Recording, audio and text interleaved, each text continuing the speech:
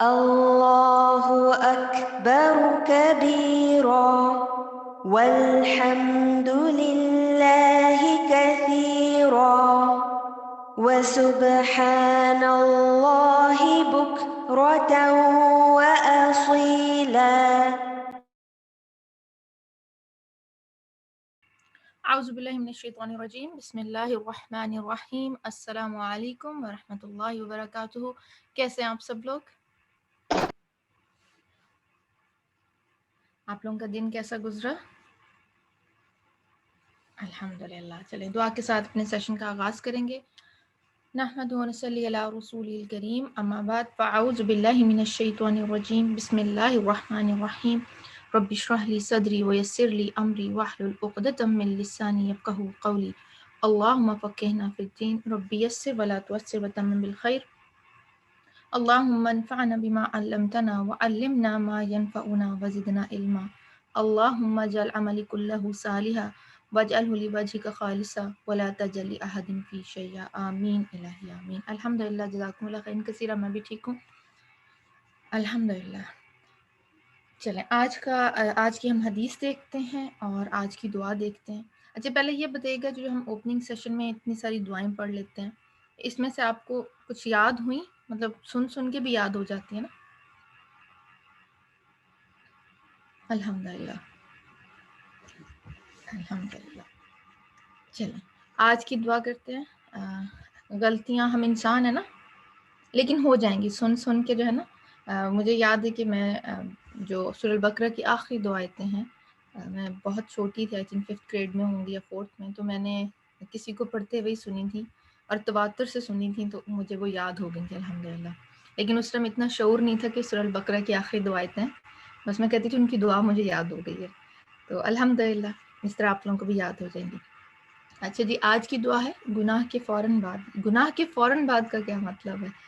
ہم انسان ہیں نا، نسیان سے ہے، غلطی ہو جاتی ہے، بھول چوک، اور کہیں نہ کہیں خطا انسان سے سرزد ہو جاتی ہے۔ بعض دفعہ ہم کسی کام کو کر رہے ہوتے ہیں اور بعد میں احساس ہوتا ہے کہ غلط ہو گیا، تو فوراً احساس ہوتے ساتھ ہی بندہ کیا کرے؟ اللہ تعالیٰ کی طرف رجوع کرے، پلٹ جائے اور معافی مانگے۔ تو اس کے حوالے سے آج کی دعا ہے ربی اذنبت فاغفر لی۔ بہت خوبصورت دعا ہے۔ ہم اکثر ایک ٹرم یوز کرتے ہیں نا، سیلف اویئر، بہت یوز کرتے ہیں نا، خاص طور پہ جب ہم فیشن کی بات کریں یا اپنے موڈ اور مزاج کی بات کریں، تو ہم کہتے ہیں کہ we are well self aware ہیں، ہمیں اپنے بارے میں کچھ پتہ ہے، ایسے بولتے ہیں۔ تو اسی طرح جب کوئی انسان سے غلطی ہوتی ہے نا، تو ڈیپ ان سائڈ جو ہمارا ضمیر ہے وہ ہمیں ضرور بتاتا ہے کہ کچھ غلط ہو گیا ہے۔ تو جیسے یہ احساس ہو، یہ ہے نا اذنبت، اے میرے رب میں نے گناہ کر دیا، اذنبت میں نے گناہ کر دیا، فاغفر لی پس تو مجھے بخش دے۔ بہت خوبصورت دعا ہے۔ اور آپ دیکھیں کہ جب ہم یہ اقرار کر لیتے نا، اذنبت میں نے گناہ کر لیا، تو یہ بہت انسانوں میں بھی آپ دیکھیں، بچہ اگر غلطی کر کے فوراً ماں باپ کے پاس آ کے کہے نا میرے سے غلطی ہو گئی، آئی ایم سوری، تو سارا غصہ ٹھنڈا ہو جاتا ہے۔ کسی کے ساتھ آپ بات کر رہے ہیں، آرگیومنٹ میں ہے، کسی پہ آپ کو بہت غصہ ہے، وہ بندہ فوراً کہتے سوری آئی ڈڈ رانگ، تو فوراً کیا ہوتا ہے؟ معاملات بہتر ہو جاتے ہیں۔ تو جو رب جس نے ہم سب کو بنایا، ہمارا خالق ہے، مالک ہے، مدبر ہے، سوچیں اس کو اس بات سے کتنا خوشی ملتی ہوگی کہ میرا بندہ جو ہے وہ اپنے گناہ کو جان کے اقرار کر کے میری طرف پلٹ رہا ہے۔ جی، اعتراف گناہ ہے۔ تو اس کے بارے میں حدیث دیکھ لیتے ہیں، اس دعا کے بارے میں کہ حدیث کیا ہمیں بتاتی ہے۔ ابو ہریرہ رضی اللہ تعالیٰ عنہ سے روایت ہے، انہوں نے بیان کیا کہ میں نے نبی کریم صلی اللہ علیہ وآلہ وسلم سے سنا، آپ صلی اللہ علیہ وآلہ وسلم فرمایا، ایک بندے نے بہت گناہ کیے اور کہا اے میرے رب میں تیرا ہی گنہگار بندہ ہوں، تو مجھے بخش دے۔ اللہ رب العزت نے فرمایا میرا بندہ جانتا ہے کہ اس کا کوئی رب ضرور ہے جو گناہ معاف کرتا ہے اور گناہ کی وجہ سے سزا بھی دیتا ہے، میں نے اپنے بندے کو بخش دیا۔ پھر بندہ رکا رہا جتنا اللہ نے چاہا، اور پھر اس نے گناہ کیا اور عرض کیا اے میرے رب میں نے دوبارہ گناہ کر لیا، اسے بھی بخش دے۔ اللہ تعالیٰ نے فرمایا میرا بندہ جانتا ہے کہ اس کا رب ضرور ہے جو گناہ معاف کرتا ہے اور اس کے بدلے میں سزا بھی دیتا ہے، میں نے اپنے بندے کو بخش دیا۔ پھر جب تک اللہ نے چاہا بندہ گناہ سے رکا رہا، پھر اس نے گناہ کیا اور اللہ کے حضور میں عرض کیا اے میرے رب میں نے گناہ پھر کر لیا تو مجھے بخش دے۔ اللہ تعالیٰ نے فرمایا میرا بندہ جانتا ہے اس کا ایک رب ہے، ضرور ہے جو گناہ معاف کرتا ہے ورنہ اس کی وجہ سے سزا بھی دیتا ہے، گناہ کرتا اور اس کی وجہ سے سزا بھی دیتا ہے۔ میں نے اپنے بندے کو بخش دیا، 3 مرتبہ فرمایا بس اب جو چاہے عمل کرے۔ تو خوبصورت حدیث ہے، لیکن آخری جو جملہ اس سے یہ مطلب نہیں ہے کہ جتنے مرضی اب گناہ کرو، غلط کام کرو، اللہ تعالیٰ تو بڑا غفور الرحیم ہے۔ توبہ کی شرائط ہمیشہ ذہن میں رکھنی ہے۔ کیا کیا ہے توبہ کے؟ جو ہمیں احساس تبھی ہوتا ہے نا گناہ کا جب ہم اس کو جان جاتے ہیں، ریپینٹ کرنا چاہتے ہیں اور ہم اس کو دوبارہ نہیں کرنا چاہتے، تبھی سوری کہتے ہیں نا۔ اگر ڈٹائی پہ آمادہ ہو جائیں، غلط کو غلط نہ کہیں تو پھر تو کبھی بھی انسان پلٹ نہیں سکتا، ایسی بات ہے نا۔ تو جب ہم اللہ تعالیٰ سے مغفرت کرتے ہیں، اچھا اس میں یہ بھی ہے کوائٹ پاسبل کہ کوئی اور غلط کام ہو جائے، ناٹ نیسسریلی کہ آپ ایک ہی کام کو رپیٹ کر کر کے گناہ سے معافی مانگتے رہیں، غلطی سے معافی مانگتے رہیں، پھر وہ کیا ہو جائے گی، ایک ہیبیچول تھنگ ہو جائے گی، اس پہ اللہ تعالیٰ معاف نہیں کرتے۔ پھر اعوذ باللہ من الشیطان الرجیم، میں نے غلط کہہ دیا، مطلب اس پہ پھر معاملہ اللہ تعالیٰ کا بندے کے ساتھ ڈفرینٹ ہو جاتا ہے، ٹھیک ہے۔ انسان کو کرنا یہی چاہیے کہ جب گناہ ہو جائے اس کا اعتراف کر لیا تو پھر اس سے رکنے کی کوشش کرنی ہے، جیسے ہم نے کل کے لیسن میں بھی سیکھا تھا نا، شیطان پھر کیا کرتا ہے، انسان کو بہکاتا ہے، ورگلاتا ہے اور نیکی کے کاموں سے روکتا ہے۔ تو خوبصورت دعا ہے، ایک دفعہ اس دعا کو مانگ لیتے ہیں۔ اعوذ باللہ من الشیطان الرجیم، ربی اذنبت فاغفر لی، ربی اذنبت فاغفر لی، ربی اذنبت فاغفر لی، آمین الہی آمین۔ آپ کو اس کے دعا کے حوالے سے کوئی بات ذہن میں آتی ہو یا آپ کچھ پوچھنا چاہتے ہیں تو آپ پوچھ سکتے ہیں۔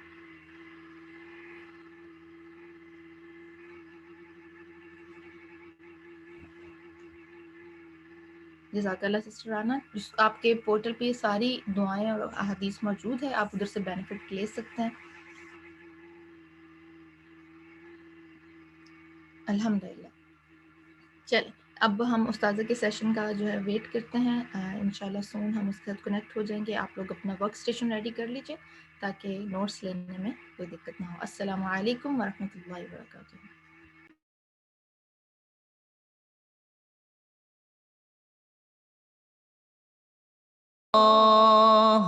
والحمد لله ولا إله إلا الله والله أكبر سبحان الله وبحمده عدد خلقه ورضا نفسه وزنة عرشه ومداد كلماته سبحان الله وبحمده عدد خلقه ورضا نفسه وزنة عرشه ومداد كلماته سبحان الله وبحمده عدد خلقه ورضا نفسه وزنة عرشه ومداد كلماته لا إله إلا الله العظيم الحليم لا إله إلا الله رب العرش العظيم لا إله إلا الله رب السماوات ورب الأرض ورب العرش الكريم لا إله إلا الله العظيم الحليم لا إله إلا الله رب العرش العظيم لا إله إلا الله رب السماوات ورب الأرض ورب العرش الكريم لا إله إلا الله العظيم الحليم لا إله إلا الله رب العرش العظيم لا إله إلا الله رب السماوات ورب الأرض ورب العرش الكريم. سبحان الله والحمد لله ولا إله إلا الله والله أكبر. سبحان الله العظيم وبحمده. سبحان الله العظيم وبحمده. سبحان الله العظيم وبحمده.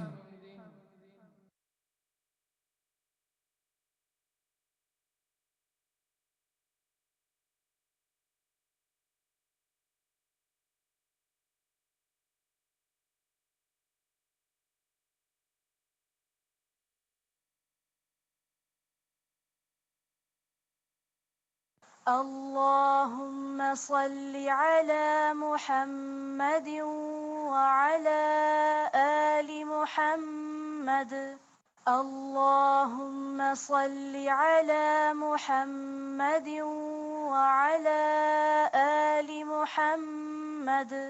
اللهم صل على محمد وعلى آل محمد. سبحان الله وبحمده عدد خلقه ورضا نفسه وزنة عرشه ومداد كلماته. سبحان الله وبحمده عدد خلقه ورضا نفسه وزنة عرشه ومداد كلماته.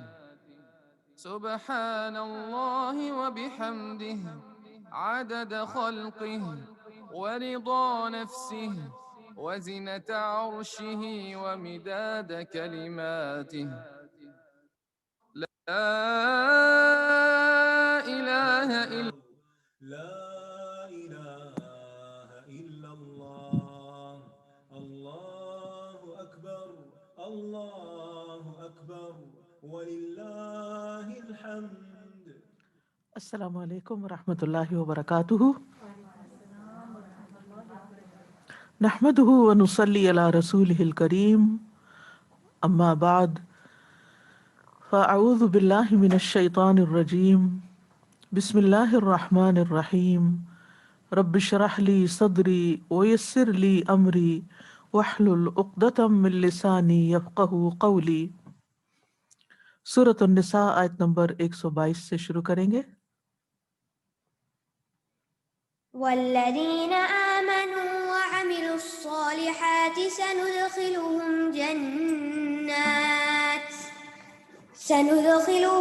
جنات تجري من تحتها الأنهار خالدين فيها أبدا وعد الله حقا ومن أصدق من الله قيلا. اور جو لوگ ایمان لائے اور انہوں نے نیک عمل کیے، ہم ضرور ان کو ایسے باغوں میں داخل کریں گے جن کے نیچے نہریں بہتی ہیں، جن میں وہ ہمیشہ رہیں گے، ہمیشہ ہمیشہ. اللہ کا وعدہ سچا ہے، اور قول و قرار میں اللہ سے بڑھ کر زیادہ سچا اور کون ہو سکتا ہے.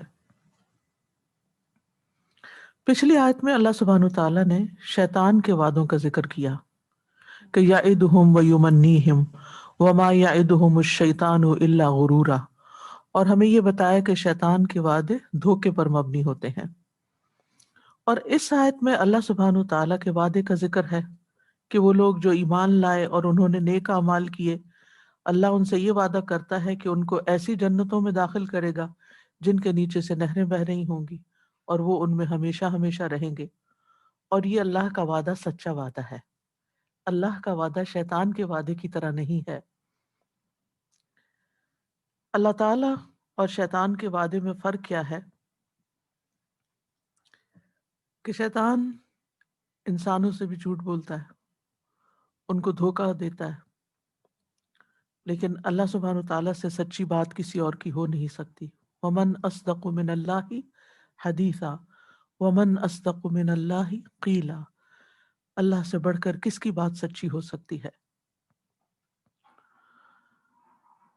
تو بندوں کے لیے خوشخبری بھی ہے اس میں کہ اگر وہ اللہ کے وعدے پر یقین کرتے ہوئے ایمان لا کر عمل صالح کریں تو وہ ہمیشہ ہمیشہ کی مصیبتوں سے چھٹکارا پا جائیں گے، اور اگر وہ یہ راستہ اختیار نہیں کرتے تو ہمیشہ ہی مسائل کا شکار رہیں گے، یعنی آخرت میں ان کا انجام جو ہے وہ نہایت بھیانک ہوگا.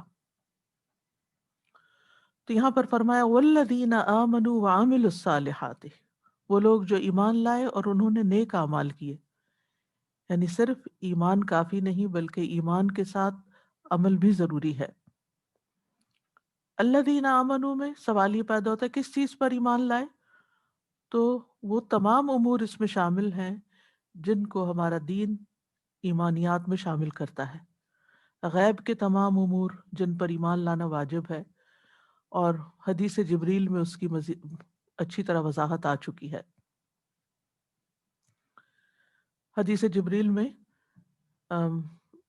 سنن ابن ماجہ کی روایت میں واضح طور پر آتا ہے کہ جب جبریل علیہ السلام نے کہا کہ اے محمد ایمان کیا ہے، تو آپ نے فرمایا ایمان یہ ہے کہ تو اللہ پر، اس کے فرشتوں پر، اس کے رسولوں پر، اس کی کتابوں پر، قیامت پر اور اچھی بری تقدیر پر ایمان لائے. تو یہ تمام ایمان کے جو اجزاء ہیں اس جواب میں مکمل ہو جاتے ہیں. اور یہ بھی یاد رکھیے کہ ایمان میں عمل بھی داخل ہے. یعنی رسول اللہ صلی اللہ علیہ وسلم نے فرمایا، صحیح بخاری میں آتا ہے، کیا تم لوگ جانتے ہو کہ صرف اللہ اکیلے پر ایمان لانا کیا ہوتا ہے؟ یعنی ایمان کا مطلب کیا ہوتا ہے؟ صحابہ نے کہا اللہ اور اس کا رسول زیادہ جانتے ہیں. آپ نے فرمایا اس بات کی گواہی دینا کہ اللہ کے سوا کوئی معبود نہیں، اور یہ کہ محمد صلی اللہ علیہ وسلم اللہ کے رسول ہیں، اور نماز قائم کرنا اور زکوٰۃ ادا کرنا اور رمضان کے روزے رکھنا، اور یہ کہ تم مال غنیمت کا 5واں حصہ دو. تو اس سے کیا پتہ چلتا ہے کہ آپ صلی اللہ علیہ وسلم نے جب صحابہ سے پوچھا اتدرون مل ایمان باللہ وحدہ، کیا تمہیں یہ معلوم ہے کہ اللہ اکیلے پر ایمان لانے کا مطلب کیا ہے؟ تو اس میں صرف اتنا نہیں بتایا گیا کہ اللہ تعالیٰ کو ایک ماننا، بلکہ ساتھ ہی نماز، روزے اور زکوٰۃ وغیرہ کا ذکر کر دیا گیا. تو یہ حدیث واضح دلیل ہے اس بات پر کہ عمل صالح ایمان کے اندر داخل ہے. پھر سوال یہ پیدا ہوتا ہے کہ اگر عمل صالح ایمان کے اندر شامل ہے تو پھر الگ سے اس کا ذکر بار بار کیوں آتا ہے؟ تو اس کی ایک وجہ تو یہ ہے کہ جب ایمان اور اسلام ساتھ ساتھ آتے ہیں تو ایمان سے مراد صرف ایمانیات کے اجزاء ہوتے ہیں، اور اسلام سے مراد پھر عبادات ہوتی ہیں. لیکن جب ایمان الگ سے آتا ہے اور اسلام الگ سے آتا ہے تو ایمان میں اسلام بھی داخل ہوتا ہے، اور اسلام اگر الگ سے منشن کیا ہو تو اسلام میں ایمان بھی داخل ہوتا ہے. دوسری بات یہ ہے کہ عمل صالح کی اہمیت کے پیش نظر اس کا الگ سے بھی ذکر کیا جاتا ہے، اور اس کی تفصیلات تو بہت ساری ہیں. پورا ہمارا دین جو ہے اور ہماری پوری زندگی جو ہے اس میں جتنے بھی اعمال ہیں ان سب کے اندر صلاح کا ہونا عمدہ، یعنی ان کا صالح ہونا جو ہے وہ نہایت ضروری ہے. اور وہ تو آپ جانتے ہی ہیں کہ عمل صالح کی جو 2 بنیادی شرائط ہیں کہ ایک تو اخلاص ہے اور دوسرا ہے کہ وہ شریعت کے مطابق یا سنت کے مطابق ہو. اور اس میں اخلاص کا مطلب یہ کہ شرک کی نفی ہو، اور شریعت یا سنت کے مطابق ہونے کا مطلب یہ کہ بدعت کی نفی ہو. اور ہم سب جانتے ہیں کہ اخلاص کے بغیر عمل قبول ہی نہیں ہوتا. اور اسی طرح جو عمل سنت کے مخالف ہو وہ عمل بھی صالح نہیں ہوگا اور اس پر کوئی ثواب نہیں ہوگا. مثلا اگر آپ دائیں ہاتھ سے کھانا کھاتے ہیں تو وہ کھانا کھانا بھی عبادت ہو جائے گا، لیکن اگر وہی کھانا، وہ سیم عمل سنت کی مخالفت کرتے ہوئے آپ بائیں ہاتھ سے کھا رہے ہیں تو نہ صرف یہ کہ ثواب نہیں ہوگا بلکہ آپ کے اوپر چارج بھی ہوگا کہ آپ نے یہ مخالفت کیوں کی. پیچھے ہم سورۃ النساء میں پڑھ چکے ہیں وَمَن يُشَاقِقِ الرَّسُولَ، جو رسول کی مخالفت کرے تو پھر اس کا انجام بھیانک ہے. یاد رکھیے کہ نیک عمل کا 6 چیزوں میں شریعت کے مطابق ہونا ضروری ہوتا ہے. نمبر 1 سبب، نمبر 2 جنس، نمبر 3 مقدار، نمبر 4 ہیئت یا حالت، نمبر 5 زمانہ، نمبر 6 جگہ. ٹھیک ہے، یعنی جب کوئی شرعی عمل ان 6 امور کے موافق ہوتا ہے تو اس عمل کی شریعت کے ساتھ مطابقت ہو جاتی ہے. اگر کسی ایک چیز میں بھی خلل پڑ جائے تو وہ عمل شریعت کے مطابق نہیں رہتا. سب سے پہلا ہے سبب. ٹھیک ہے، یعنی کسی بھی کام، یعنی اللہ سبحانہ وتعالیٰ کی عبادت کسی ایسے سبب کے ساتھ کرنا جس کو اللہ نے سبب اگر نہیں بنایا تو یہ عمل شریعت کے موافق نہیں ہوگا. ٹھیک ہے، اس کی مثال کیا ہے کہ جیسے کچھ لوگوں نے نبی صلی اللہ علیہ وسلم کی تاریخ ولادت پر نمازیں اور اذکار اور کئی چیزیں ایجاد کی ہوئی ہیں. تو اب انہوں نے وہ نماز ایجاد کر لی. پتہ نہیں آپ لوگوں نے کبھی دیکھا یا نہیں، میں نے اپنی آنکھوں سے 12 ربیع الاول کے دن بچوں کو اور بڑوں کو نئے کپڑے پہن کے مسجد کی طرف جاتے ہوئے دیکھا. تو میں حیران ہوئی کہ یہ کہاں جا رہے ہیں، کیوں جا رہے ہیں، یعنی ایسا لگتا ہے جیسے کوئی عید ہے. اور واقعی وہ اس دن وہ باقاعدہ نماز بھی پڑھتے ہیں. تو اب یہ سبب جو ہے نماز پڑھنے کا، چاہے وہ نماز عمل صالح، لیکن یہ سبب جو ہے یہ درست نہیں ہے، شریعت کے مطابق نہیں ہے، تو اس لیے وہ عمل صالح نہیں ہوگا چاہے وہ نماز ہی کیوں نہ ہو. اسی طرح جنس اور نوع کے اعتبار سے شریعت کے مطابق ہو. مثلا جنس کیا ہے، جیسے اللہ تعالیٰ نے ہمیں قربانی کا حکم دیا ہے نا، تو انعام میں سے قربانی کرنی ہوتی، بکری بھیڑ وغیرہ کی. ٹھیک ہے، لیکن اگر کوئی عید کے دن گھوڑے کی قربانی کرتا ہے، گھوڑا حلال ہے، آپ نے پتہ نہیں کبھی گوشت کھایا کہ نہیں، مجھے اتفاق ہوا ہے اس کے کا گوشت کھانے کا بھی نہیں. گھوڑا ایک حلال چیز ہے، اور کچھ ممالک میں یہ عام نارم ہے، جس طرح ہم گائے بکری ذبح کرتے ہیں وہ گھوڑا ذبح کرتے ہیں. تو اس میں یہ ہے کہ لیکن آپ اگر قربانی کریں گے عید کے دن یا حج کے موقع پر، تو آپ گھوڑے کی قربانی کر کے اپنا فرض پورا نہیں کر سکتے، یعنی وہ عمل صالح نہیں ہوگا، کیونکہ وہ جنس کے لحاظ سے شریعت کے مخالف ہے. ٹھیک ہے، جبکہ قربانی کرنا پالتو مویشی جانوروں کا شریعت میں مشروع ہے. تیسرا یہ کہ مقدار بھی کسی کام کی اتنی ہی ہونی چاہیے جتنی بتائی گئی. مثلا آپ کے میں صبح صبح بہت فریش ہوتی ہوں تو 2 رکعت پڑھنے کی بجائے میں 4 رکعت فرض پڑھتی ہوں، تو آپ نے مقدار میں اضافہ کر دیا. آپ کا یہ عمل صالح نہیں، آپ کی فجر کی نماز ہوئی نہیں، چاہے آپ نے مشقت زیادہ کی لیکن آپ کی نماز ہی قبول نہیں ہوئی.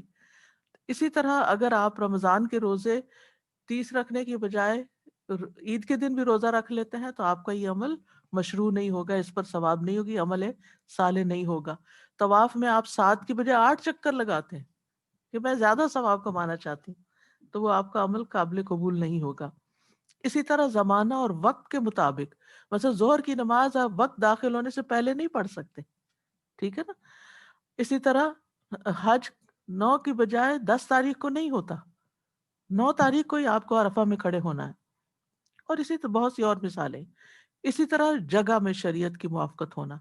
مثلا اگر کوئی مسجد میں اعتکاف کرنے کے بجائے گھر میں اعتکاف کرنا شروع کر دے تو قرآن مجید میں واضح طور پہ لکھا ہوا انتم عاکفون فی المساجد، کہ تم اعتکاف کرنے والے ہو مسجدوں کے اندر. تو یہ چیز ہمارے ذہن میں، یعنی یہ 6 چیزیں جو ہیں یہ ذہن میں واضح ہونی چاہیے کہ اگر اس کے مطابق عمل ہوگا تو وہ عمل صالح ہوگا، ورنہ وہ عمل صالح شمار نہیں ہوگا. اور جو ایمان لا کر نیک عمل کرے گا تو اللہ کا کیا وعدہ ہے، سندخلہم، ضرور ہم ان کو داخل کریں گے. سین جو ہے اس کا ترجمہ ہم اردو میں عام طور پہ ان قریب کر دیتے ہیں، یعنی جلد ہی جنت میں داخل ہوں گے. لیکن یاد رکھیے سین کا لفظ جو ہے یہ یقینی ہونے اور مدت کو قریب بتانے کے لیے ہوتا ہے، اس میں دونوں معنی پائے جاتے ہیں. اس لیے بعض اوقات ہم ترجمے میں سین کا جو ترجمہ ہے وہ ضرور کے معنوں میں کرتے ہیں، یعنی سندخلہم، یعنی ان کے ان کا جنت میں داخل ہونا یقینی امر ہے، یعنی لازماً داخل ہوں گے. اور مدت اگرچہ ہمیں دور نظر آتی ہے کہ انسان پہلے مرے گا پھر وہ اٹھایا جائے گا، یعنی قبر میں پتہ نہیں کتنا رہنا ہوگا، پھر اٹھایا جائے گا، پھر حشر کا دن اتنا بڑا ہے، لیکن اہل ایمان کے لیے یہ سارے مراحل بہت آسانی سے پار ہو جائیں گے انشاءاللہ. اور پھر یعنی مرنے کے فوراً بعد جب وہ قبر میں ہی جاتا ہے بلکہ کب جان نکالنے کے جو فرشتے آتے ہیں تو روح و ریحان و جنت النعیم کی بشارت دیتے ہیں، اور وہیں سے خوشخبریاں شروع ہو جاتی ہیں، اور آگے بھی حشر کا دن بھی بہت آسان ہو جاتا ہے۔ اور ویسے بھی آپ دیکھیں کہ جنت ہمیشگی کی جگہ ہے نا، اور اس کے مقابلے میں دنیا کی زندگی ہو یا حشر کا دن ہو، یہ ساری مدتیں لمیٹڈ ہیں، اس لیے کم ہی ہیں۔ سندخلہم جنات، ہم ان کو جنات میں داخل کریں گے۔ یہ کبھی جنت آتا ہے لفظ اور کبھی جنات آتا ہے، دونوں طرح آتا ہے، اور اس میں کوئی کنٹرڈکشن نہیں ہے، یہ ایک ہی جنت ہے، لیکن اس کی قسمیں مختلف ہیں، اس لیے ایک سے، یعنی جنت بذات خود ایک ہی جنت ہے، لیکن اس کے اقسام جیسے جنت الفردوس ہے یا جنت النعیم، اس کے کئی نام بھی ہیں یا اس کے درجے ہیں۔ جیسے حدیث میں آتا ہے نا، سورۃ الرحمن میں آتا ہے وَلِمَنْ خَافَ مَقَامَ رَبِّهِ جنتان، جو اپنے رب کے سامنے کھڑے ہونے سے ڈرا، اس کے لیے 2 باغ ہیں۔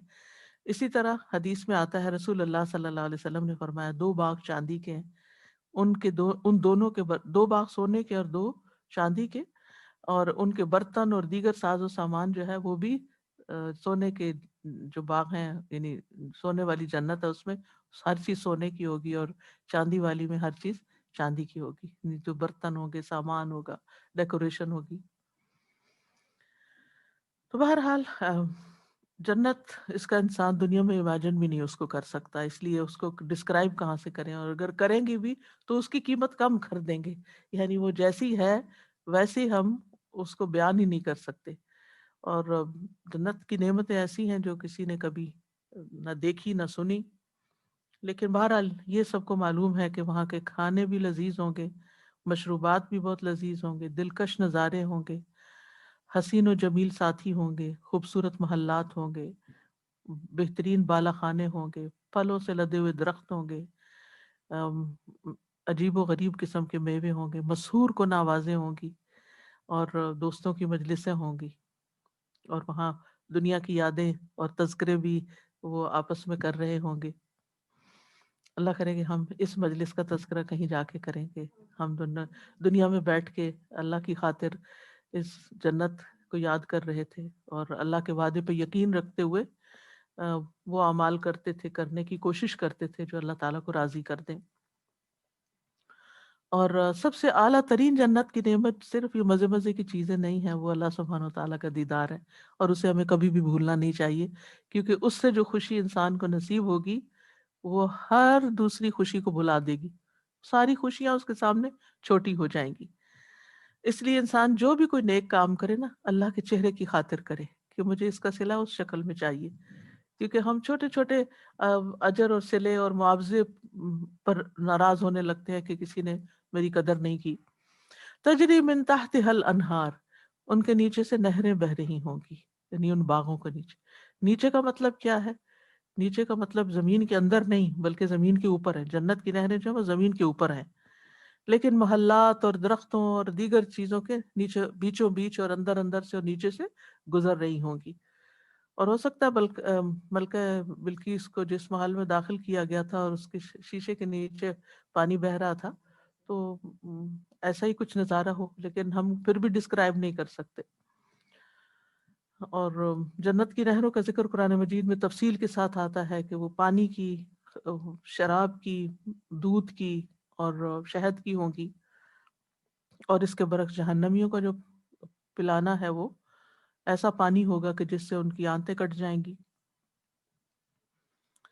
اور خوشبودار پہاڑوں سے جنت کی نہریں نکلیں گی، خالدین فیہا ابدا، اس میں وہ ہمیشہ ہمیشہ رہیں گے، یعنی جنت میں زوال نہیں، نہ انسان پہ زوال ہے، نہ جنت کی نعمتوں پہ زوال ہے، اور نہ ہی اس کا وقت کبھی ختم ہوگا، ہمیشگی ہے۔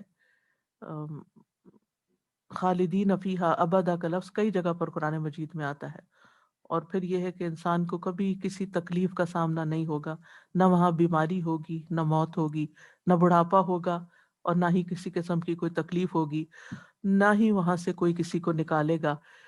لا یمسہم فیہا نصب وما ہم منہا بمخرجین، اس میں نہ کوئی تھکاوٹ چھوئے گی اور نہ کبھی وہ وہاں سے نکالے جائیں گے۔ ایسی جگہ دنیا میں کہاں ہے؟ کہیں بھی نہیں ہے. لیکن ہم زیادہ تر اپنی بھاگ دوڑ دنیا کے لیے کرتے ہیں جس نے ختم ہو جانا ہے، اور جو ہمیشہ کی جنتیں ان کو حاصل کرنے کے لیے ہمارے پاس وقت نہیں ہے. وعد اللہ حقا، یہ اللہ کا سچا وعدہ ہے، پکا وعدہ ہے، اس میں کوئی شک کی بات ہی نہیں ہے. یعنی یقینی وعدہ ہے جو لا محالہ پورا ہو کے رہے گا. حق کا لفظ جو ہے نا، یہ باطل کے مقابلے میں ہوتا ہے. حق ایک ثابت شدہ چیز ہوتی ہے، اور باطل وہ چیز ہوتی ہے جو ختم ہونے والی، بیکار اور ضائع ہونے والی ہوتی ہے. حق جب آ جاتا ہے تو باطل چلا جاتا ہے، یعنی باطل زائل ہونے والا ہے، لیکن حق جو ہے وہ حق ہو کے رہنے والا ہے. وَمَنْ أَصْدَقُ مِنَ اللَّهِ قِيلًا، اور اللہ سے بڑھ کر کس کی بات سچی ہو سکتی ہے. من اصدق، یعنی کون ہو سکتا ہے کوئی تمہارے سامنے.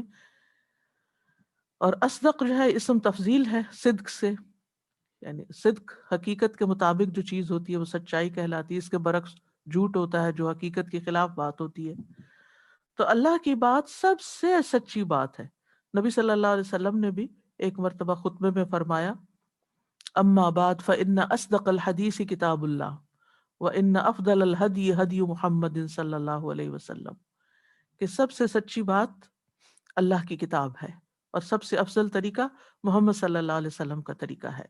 تو بہرحال اللہ تعالیٰ کا یہ وعدہ ہے جنت کا، اور اللہ تعالیٰ اپنے وعدے کو پورا کرے گا، اور وہاں انسان کہے گا کہ اللہ نے ہم سے وعدہ پورا کر دیا. تو اس آیت میں ایمان اور عمل صالح کرنے والوں کی جزا کا ذکر ہے، اور اس کی اہمیت بھی بتائی گئی ہے، اور عمل صالح جو ہے وہ اس کا بدلہ جنت ہی ہے، اور وہ صرف اور صرف اللہ کی خاطر ہی ہونا چاہیے. نیکسٹ. ليس بأمانيكم ولا أماني أهل الكتاب من يعمل سوءا يجز به ولا يجد له من دون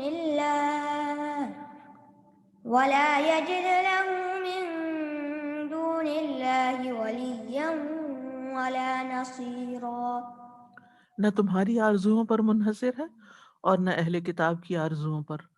جو کوئی برا عمل کرے گا وہ اس کا بدلہ دیا جائے گا، اور وہ اپنے لیے اللہ کے سوا کوئی دوست اور مددگار نہ پائے گا. لیس بامانیکم، امانی جو ہے امنیہ کی جمع ہے، اور اس کو یوں بھی پڑھا گیا ولیس بامانیکم ولا امانی اہل الکتاب قرات میں. تو امنیہ وہ چیز ہوتی ہے جس کی انسان تمنا کرتا ہے، اس میں دلچسپی لیتا ہے، اس کی خواہش رکھتا ہے، اور زیادہ سے زیادہ اس کو حاصل کرنا چاہتا ہے. یعنی جیسے انسان چاہتا ہے کہ اس دنیا میں بھی بھلائی ملے اور آخرت میں بھی جنت ملے. اور یہ لفظ تمنا ہی سے ماخوذ ہے. یہاں پر یہ جو فرمایا لیس بامانیکم، نہیں منحصر تمہاری خواہشات پر. یہاں تم کون ہے؟ تم کون ہے؟ اس کے بارے میں دو مطلب کیے گئے ہیں. ایک یہ ہے کہ اس سے مراد امت مسلمہ ہے، امت مسلمہ کو خطاب کیا گیا ہے، کیونکہ آگے ولا امانی اہل الکتاب، اس سے مراد یہود و نصارہ ہے. ٹھیک ہے. اور ایک معنی اس کا یہ کیا گیا کہ اس سے مراد قریش مکہ ہے، یعنی مشرکین بھی مراد ہے. یعنی ایک طرف یہود و نصارہ کا ذکر کیا گیا اور دوسری طرف مشرکین کا ذکر کیا گیا، ان کو خطاب کیا جا رہا ہے. لیکن زیادہ تر راجح راہ یہی کی جاتی ہے کہ اس سے مراد ہم مسلمان ہیں، اور ویسے یہ ہے کہ کم میں سبھی شامل ہو جاتے ہیں نا باقی. اور اہل کتاب کا ذکر خاص طور پر کیوں کیا گیا؟ کیونکہ وہ کہتے تھے نحن ابناء اللہ و احباؤہ، اور امت محمد صلی اللہ علیہ وسلم کی بھی آرزویں کیا ہیں کہ ہم افضل امت ہیں، محمد صلی اللہ علیہ وسلم کی امت ہیں، باقی ساری امتوں سے افضل ہیں، اس لیے ہمیں تو جنت میں ہی جانا ہے. اور یہ کسی بھی ایک چھوٹے بچے سے بھی پوچھیں اور کسی بڑے سے بھی کہ لا الہ الا اللہ پڑھ لی، اب جنت ہمارے لیے، باقی سب دنیا کے لیے جہنم ہے اور جنت ہمارے لیے. لیکن یہاں کیا بتایا گیا ہے کہ جنت محض تمناؤں سے نہیں ملتی کہ تم اس امت سے ہو یا اس امت سے ہو. یعنی ایک منصفانہ بات کی اللہ تعالیٰ نے کہ اے مسلمانوں نہ معاملہ تمہاری آرزو کے مطابق ہے اور نہ ہی اہل کتاب کی آرزو کے مطابق.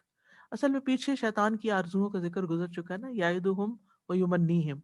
تو یہاں پر پھر آرزوؤں کی بات کی گئی کہ شیطان تمہیں آرزویں دلاتا ہے، تمنائیں تمہارے دل میں پیدا کرتا ہے، تو یعنی بچ کے رہنا. جنت کا معاملہ ایسا نہیں کہ جو محض وشفل تھنکنگ کے اوپر منحصر ہو، کہ جب کوئی آرزو کرے یا چاہے تو اس کو وہ حاصل ہو جائے. جیسے سورۃ النجم میں آتا ہے ام للانسان ما تمنا فللہ الاخرۃ والاولی.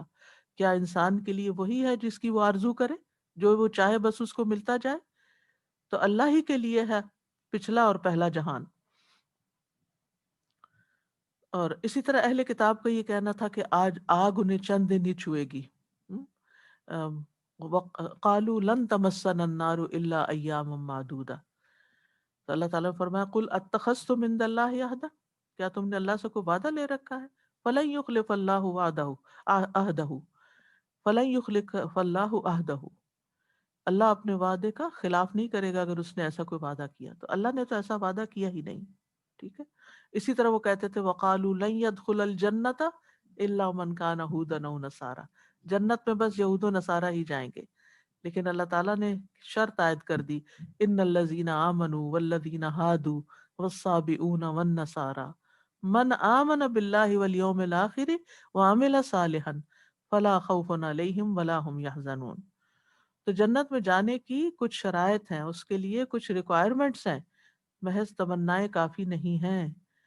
اور وہ پیچھے بتا دی گئی جنت کس کے لیے ہے، کہ جو ایمان لا کر عمل صالح کرے. کیونکہ صرف مسلمانوں والا نام رکھ لینے سے یا صرف زبانی کلامی یعنی کلمہ پڑھ لینے سے اور پھر اس کے بعد کوئی بھی تقاضا پورا نہ کرنا، نہ نماز نہ روزہ اور حلال حرام کی پرواہ نہ کرنا اور یہ کہنا کہ میں امتی ہوں اس لیے جنت میرے لیے ہے، تو یہ صرف تمنائیں ہیں. من یعمل سوءا یجز بہ، جو بھی برا کرے گا اس کی جزا پائے گا. سو کہتے ہیں وہ چیز جو قبیح ہو، بری لگتی ہو، یعنی جو برے کام کرے گا، یعنی دیکھ کے بھی برے لگتے ہوں. کیونکہ انسان کی فطرت میں خیر کی پہچان رکھ دی گئی ہے. انسان جب کہیں بھی کوئی برائی دیکھتا ہے تو اس کو ضرور بری لگتی، الا یہ کہ فطرت مسخ ہو چکی ہو تو پھر برا ہی نہ لگے، انسان کا دل سخت ہو چکا ہو. ورنہ اللہ تعالیٰ نے انسان کو جو ایک بنیادی شعور دیا ہے ہر انسان کو، اس کے مطابق ہر انسان خیر اور شر کے درمیان فرق کر لیتا ہے. جیسے فَأَلْهَمَهَا فُجُورَهَا وَتَقْوَاهَا، تو یہ پہچان انسان کے اندر ہے. تو اگرچہ انسان جب خود برا کرتا ہے تو اس کو اپنی برائی بری نہیں لگتی، لیکن جب کوئی کر رہا ہوتا ہے تو وہ ضرور پن پوائنٹ کرتا ہے کہ اس نے یہ غلط کیا ہے، یا اس کے ساتھ کوئی برا کرتا ہے تو اس کو برا لگتا ہے. تو سو کے معنی علماء نے کیے ہیں کہ ابن عباس کہتے ہیں اس سے مراد شرک ہے، ابی ابن کعب کہتے ہیں اس سے مراد کبیرہ گناہ ہے، اور اسی طرح ایک معنی یہ بھی کیا گیا ہے کہ اس سے مراد انسان کو دنیا میں لاحق ہونے والے غم اور مصیبتیں ہیں جو کہ اس کی برائیوں کا بدلہ ہوتی ہیں. تو جو بھی غلطی کرے گا اس کا بدلہ پائے گا، یعنی جو گناہ کرے گا وہ گناہ کا بدلہ پائے گا، یا تو دنیا میں یا پھر آخرت میں، یا دنیا میں بھی آخرت میں بھی، یا دنیا میں نہیں صرف آخرت میں. لیکن من یعمل سوءا یجز بہ، یعنی یہ ایک مانی ہوئی بات ہے کہ اگر انسان غلطی اور گناہ کرتا ہے اور توبہ نہیں کرتا تو پھر اس کی پکڑ ہونی ہی ہونی ہے. اور یہ ایسے ہی ہے کہ جیسے آپ اگر زمین میں بیج ڈالیں تو جس چیز کے ڈالیں گے وہ ویسے ہی پودے اگیں گے. اگر کانٹے بوئے آپ نے تو کانٹے ہی کاٹیں گے. تو سب عمل کرنے والوں کے لیے یہاں ایک اصول دے دیا گیا ہے. اور یہ بھی یاد رکھیے کہ بدلہ ملنے کے اعتبار سے لوگوں کے درجات ہیں. کچھ ایسے یعنی کہ کئی قسم کے لوگ ہوتے ہیں نا، ہر ایک کا عمل برابر نہیں ہوتا. اب مثال کے طور پر جتنے بھی آپ لوگ یہاں بیٹھے ہوئے ہیں تو ہر ایک کی لسننگ کیپیسٹی اور پھر اس کو سمجھنے کی اور پھر اس کو ساتھ لے جانے اور عمل کرنے کی ایک جیسی نہیں. ہر کوئی اٹھے گا اور اپنے اپنے طریقے پر ہی سوچے گا اور اپنے اپنے طریقے پر ہی عمل کرے گا. یہیں سے اس عمل یعنی ایک پرٹیکولر عمل جو اس وقت ہم کر رہے ہیں اس کے اجر میں فرق پڑ جائے گا. ہر ایک کی کوانٹٹی الگ الگ ہوگی. کون کس نیت سے سن رہا ہے اور کون اس پر کتنا عمل کرتا ہے اور کس کی زندگی میں اس سے کیا تبدیلی آتی ہے. تو کچھ لوگ ہوں گے قیامت کے دن کہ جن کے سارے ہی عمل برے ہوں گے شرک یا کفر کی بنا پر. ان کی نیکیاں بھی ضائع ہو چکی ہوں گی. ان کے پاس صرف برے ہی عمل باقی ہوں گے کیونکہ وہ توبہ کیے بغیر مر گئے. ایسے لوگ ہمیشہ ہمیشہ جہنم میں رہیں گے. پھر کچھ لوگ مومن ہوں گے. تو مومن جو ہیں ان کے کچھ اعمال نیک ہوں گے اور کچھ اعمال ان کے نیک نہیں بھی ہوں گے. وہ تولے جائیں گے اور تول کے فیصلہ کیا جائے گا کہ ان کو ٹھکانہ کیا ملنا چاہیے. اسی طرح یہ ہے کہ مومن کے جو گناہ ہوتے ہیں دنیا میں بھی جب اس پر کوئی تکلیف آتی ہے تو وہ گناہ جھڑنے لگتے ہیں. مثلاً صغیرہ گناہ جو ہوتے ہیں کبھی انسان کے جسم میں کوئی تکلیف آ جاتی ہے, کوئی بیماری آ جاتی ہے, کبھی اس کے دل کو کوئی تکلیف پہنچ جاتی, کسی نے اس کو برا بھلا کہا, اس کا دل دکھ گیا, کبھی انسان کا مال کو نقصان ہو جاتا ہے, کبھی اولاد میں کوئی نقصان ہو جاتا ہے, کبھی کوئی رنج اور غم اور اذیت پہنچتی ہے, کبھی موسم کی کوئی تکلیف, کبھی یعنی حتیٰ کہ ایک کانٹا بھی اگر مومن کو چبھتا ہے تو اس سے بھی انسان کے گناہ جو ہیں وہ جھڑتے ہیں. اور مرنے سے پہلے بھی اگر کسی پر تکلیف آئی بھی ہوتی ہے, یعنی کوئی قومے میں ہوتا ہے کئی دن کے لیے یا اسپتال میں کئی دن کے لیے یا تکلیف سے گزر رہا ہے, تو اوپر والے دیکھ کے بعض اوقات کہتے ہیں پتہ نہیں کتنا گناہ گار تھا. تو اس کی دو وجوہات ہوتی ہیں. مومن کے ساتھ اللہ تعالیٰ کا معاملہ جو ہے ہمیشہ خیر کا ہی ہوتا ہے. اگر مومن نیک ہے تو وہ اس کو تکلیف میں مبتلا کر کے اور زیادہ نیک کر دیتا ہے یا اس کے درجات بلند کر دیتا ہے. یعنی مومن کے لیے ہر تکلیف درجوں کی بلندی کا ذریعہ بن جاتی ہے. تو اس لیے بعض اوقات ہم کہتے ہیں ہائے فلاں تو اتنا نیک تھا, اس پہ اتنی بڑی آزمائش آ گئی, اس کے ساتھ اتنا بڑا فراڈ ہو گیا, اس کے ساتھ یہ زیادتی ہو گئی, یہ ہمیں تو سمجھ نہیں آتی کہ اس کے ساتھ کیوں ہوا, اس کے ساتھ اللہ نے ایسا کیوں کیا. اللہ کسی پر بھی ظلم نہیں کرتا. آپ کو نہیں پتا, آپ کو اس کی حکمت نہیں پتا کہ اللہ نے اس کے ساتھ کیوں کیا. اللہ تعالیٰ اس سے محبت کرتا ہے اور اس کے درجات بہت بلند کرنا چاہتا ہے. اور بعض اوقات ایک بندہ اللہ تعالیٰ کو بھول رہا ہوتا ہے, اللہ سے دور ہو رہا ہوتا ہے, گناہوں میں ملوث ہو رہا ہوتا ہے, تو اللہ تعالیٰ اس کو مشکل میں ڈالتے ہیں تاکہ وہ واپس پلٹے. یعنی آپ ایمان کے ایک درجے پر ہوتے ہیں, پھر آپ مثلا قرآن سے تعلق چھوڑ دیتے ہیں, دین کی محفلوں سے چھوڑ دیتے ہیں, تو آہستہ آہستہ دنیا غالب آتی جاتی ہے, آپ ڈکریز کرتے جاتے, یہاں آ کے کوئی مسئلہ کھڑا ہو جاتا ہے. اب یہ مسئلہ کیوں آیا, اس کی کئی وجوہات ہوتی ہیں, ان میں سے ایک وجہ یہ ہوتی ہے تاکہ آپ اپنے رب کی طرف رجوع کریں, یعنی توبہ کریں, پلٹیں اللہ کی طرف, معافی مانگیں, چاہے وہ جسمانی بیماری ہو یا روحانی بیماری ہو یا مالی ہو یا اولاد کی یا کوئی بھی ہو. تو انسان کو یعنی جب کوئی تکلیف آتی ہے تو جس پہ آتی ہے اس کو بھی اور جو اس کے آس پاس والے ہیں اس کو بھی جو کوئی تکلیف محسوس ہوتی ہے, ان سب کے پیچھے اللہ تعالیٰ کی ایک حکمت ہے. اور مومن تو یہ جانتا ہے وما اصابکم من مصیبت فبما کسبت ایدیکم ویعفو عن کثیر, جو بھی کوئی مصیبت آتی ہے تمہیں تو اس وجہ سے جو تمہارے ہاتھوں نے کمایا, اور بہت سی چیزوں سے وہ درگزر کر جاتا ہے. تو مومن کو دنیا میں ہی بعض اوقات اس کے گناہوں کا بدلہ مل جاتا ہے, لیکن کافر کو دنیا اور آخرت دونوں میں ملتا ہے. جہاں تک مومن کا تعلق ہے تو اللہ تعالیٰ فرماتے ہیں وَمَنْ أَعْرَضَ عَنْ ذِكْرِي فَإِنَّ لَهُ مَعِيشَةً ضَنْكًا وَنَحْشُرُهُ يَوْمَ الْقِيَامَةِ أَعْمَى. جو میرے ذکر سے منہ موڑتا ہے تو میں اس کے لیے دنیا کی زندگی تنگ کر دیتا ہوں, قیامت کے دن اس کو اندھا اٹھاؤں گا. یہ وہ لوگ ہیں جو ٹوٹلی اللہ سے دور, نہ توبہ نہ استغفار نہ کوئی نیک عمل. اور اسی طرح یہ انجام کافر کا بھی بتایا جاتا ہے کہ اس کو یہاں بھی اور وہاں بھی دونوں جگہ تکلیف ہوتی ہے. لیکن مومن یاد رکھے کہ دنیا میں جو بھی تکلیف آتی ہے چھوٹی یا بڑی, وہ اللہ سبحانہ و تعالیٰ کی طرف سے اس کے لیے باعث رحمت ہوتی ہے, اور تکلیفوں اور اس کی تکلیفیں اس کے گناہوں کا کفارہ ہوتی ہیں. یعنی کوئی ٹھوکر بھی جو لگ جاتی ہے نا مومن کو, حدیث میں آتا ہے کہ سددوا وقاربوا, یعنی مطلوبہ معیار کے قریب تر پہنچو اور اچھی طرح سیدھے ہو جاؤ. یعنی مومن کو سیدھا کرنے کے لیے آتی ہے نا تکلیف. ہر مصیبت میں جو کسی مسلمان کو پہنچتی ہے ایک کفارہ ہوتا ہے. ایک تو بڑے بڑے گناہ ہیں جن کا کفارہ بتا دیا گیا ہے، لیکن اللہ تعالیٰ نے ایک یہ نہیں کہ پوری لسٹ فراہم کر دی گئی ہو، تم نے زبان سے یہ بات نکالی تو پھر تمہیں یہ کفارہ دینا ہوگا اور فلاں چیز کا ایک نہیں. وہ پھر جنرلی ایک کفارہ ہوتا رہتا ہے مصیبتوں کی شکل میں. فرمایا حتیٰ کہ جو ٹھوکر اسے لگ جاتی ہے یا جو کانٹا اسے چبھ جاتا ہے وہ بھی اس کے لیے کفارہ ہوتا ہے. اسی طرح ایک اور روایت میں آتا ہے، صحیح بخاری کی ہے، رسول اللہ صلی اللہ علیہ وسلم نے فرمایا مسلمان کو جو بھی پریشانی، بیماری، رنج و ملال، تکلیف اور غم کچھ بھی پہنچتا ہے، حتیٰ کہ اسے کانٹا بھی چبھتا ہے، تو اللہ اسے اس کے گناہوں کا کفارہ بنا دیتا ہے، اور اس طرح مومن صاف ہو کے دنیا سے جاتا ہے.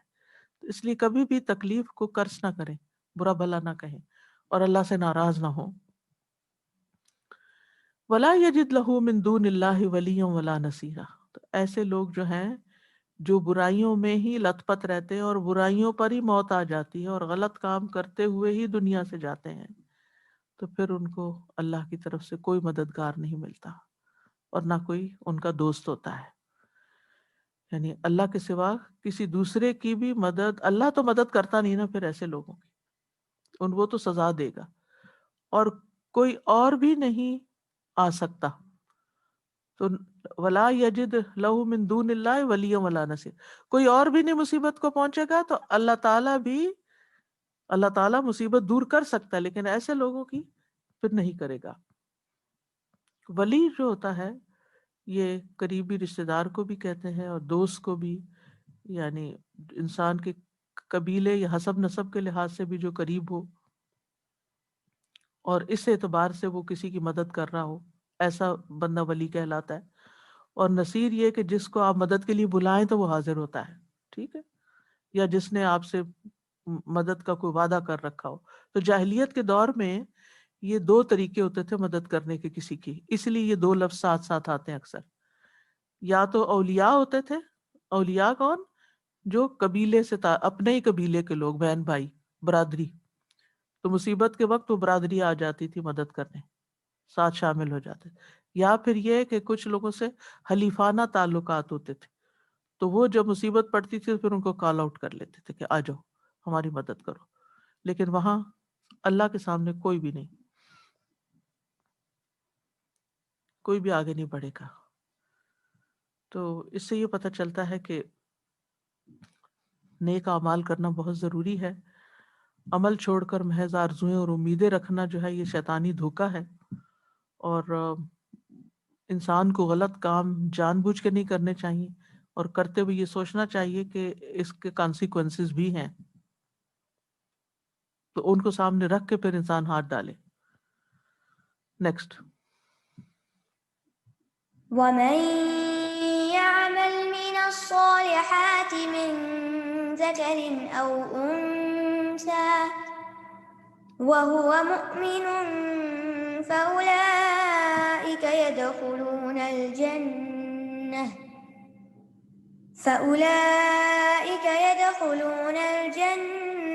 ولا يظلمون نقيرا.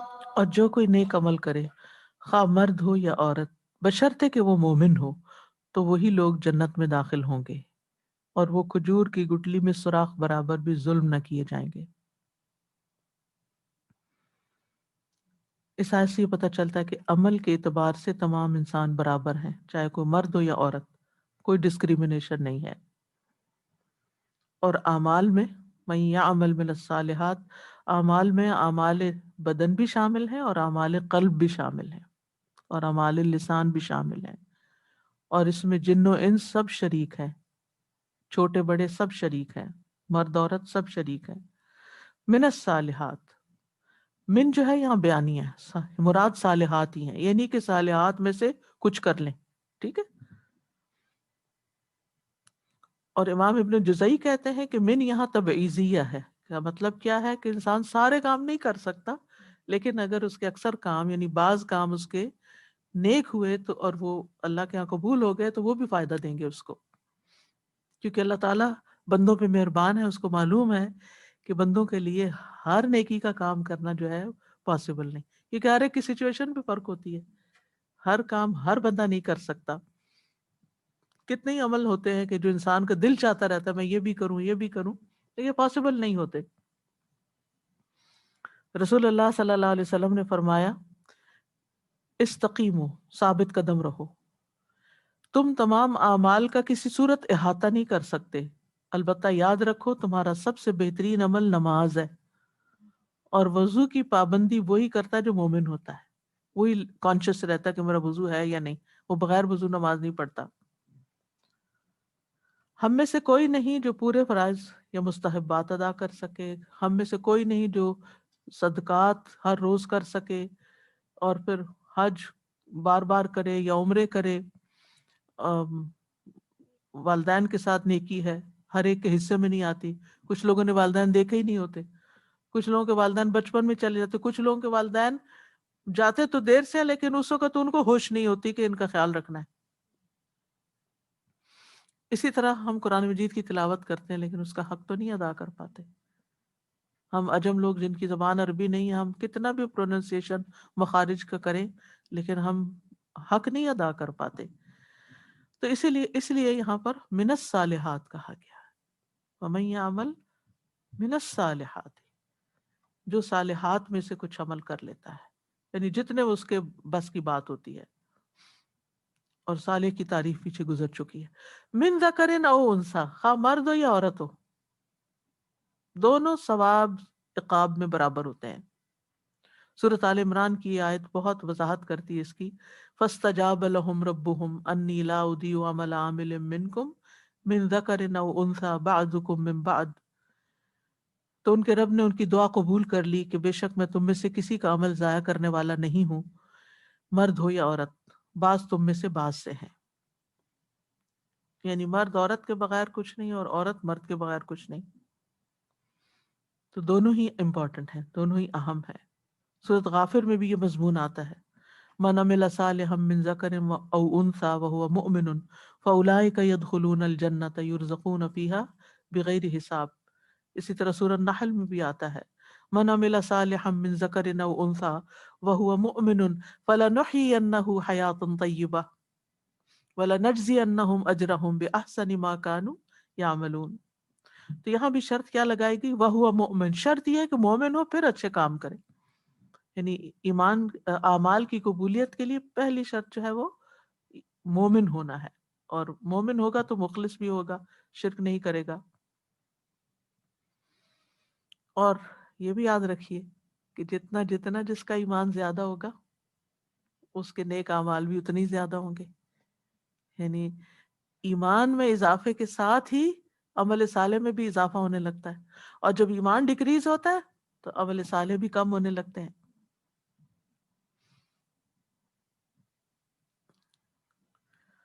اور جہاں تک کافر کے نیک اعمال کا تعلق ہے، جو وہ چیریٹیز کرتے ہیں یا اور لوگوں کی مدد کرتے ہیں یا خیر کے بہت سے کام کرتے ہیں، بھوکوں کو کھانا کھلاتے ہیں، بہت سے بڑے بڑے پروجیکٹس وہ کرتے ہیں، پانی کا انتظام، سڑکیں بنوانا، انسانیت کی بھلائی کے بہت سے کام، تو ان کا بدلہ ان کو دنیا میں ہی کسی نہ کسی شکل میں مل جاتا ہے.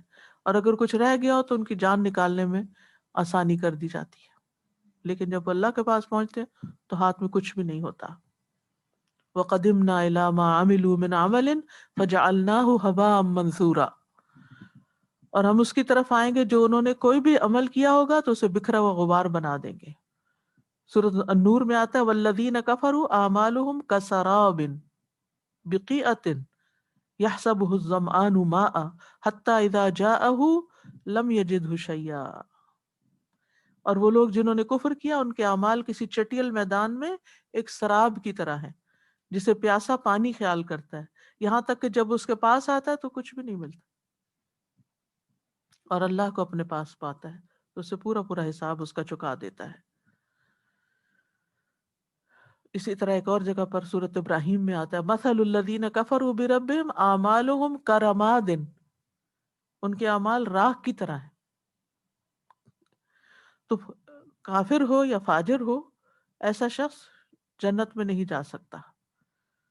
اور مومنوں میں سے جو لوگ برے برے عمل کر رہے ہوں اور توبہ کیے بغیر مر جائیں لیکن ایمان بہرحال ان کے اندر ہو، مطلوبہ معیار کی نیکیاں نہ ہوں، نیک عمل کم ہو جائیں، تو وہ جہنم میں پل صراط کراس کرتے ہوئے جہنم میں گریں گے، سزا بھگت کے جتنی اللہ دینا چاہے گا، پھر اس کے بعد وہ پاک ہو کے دوبارہ نہر الحیات میں زندگی پا کے اور جنت میں داخل کر دیے جائیں گے، اور نبی صلی اللہ علیہ وسلم کی شفاعت سے بھی لوگ اندر جائیں گے۔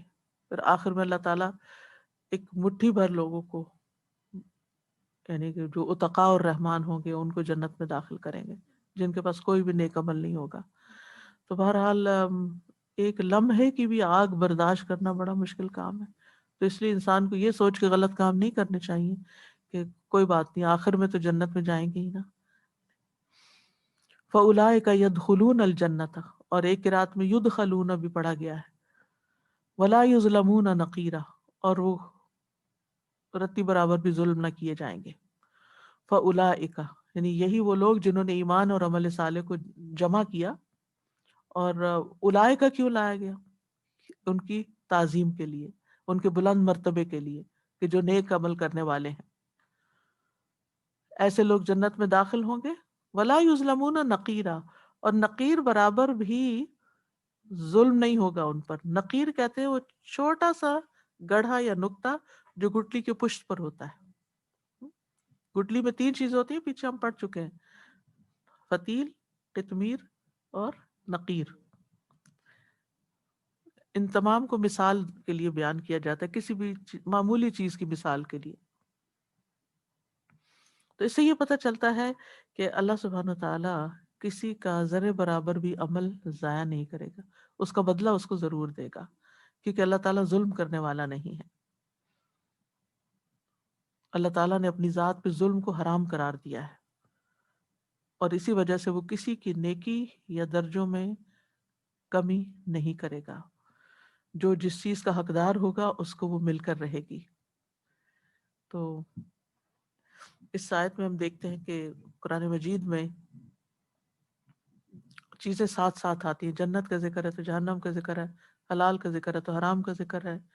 اسی لیے قرآن کو مثانی کہا جاتا ہے، یعنی مثانی کا مطلب یہ ہے کہ جب اللہ تعالیٰ اہل کفر کا ذکر کرتا ہے تو اہل ایمان کا ذکر کرتا ہے، جب جہنم کا کرتا ہے تو جنت کا کرتا ہے، ابرار کا کرتا ہے تو فجار کا بھی کرتا ہے۔ جیسے آتا ہے نبی عبادی انی انا الغفور الرحیم وان عذابی هو العذاب العلیم۔ تو بہرحال جو لوگ یہ کہتے ہیں کہ اسلام نے عورت کے ساتھ ڈسکریمنیشن کی ہے، تو یہ ڈسکریمنیشن، یہ آیت جو ہے وہ اس کا رد کرتی ہے۔ نیکسٹ۔ ومن أحسن دينا ممن أسلم وجهه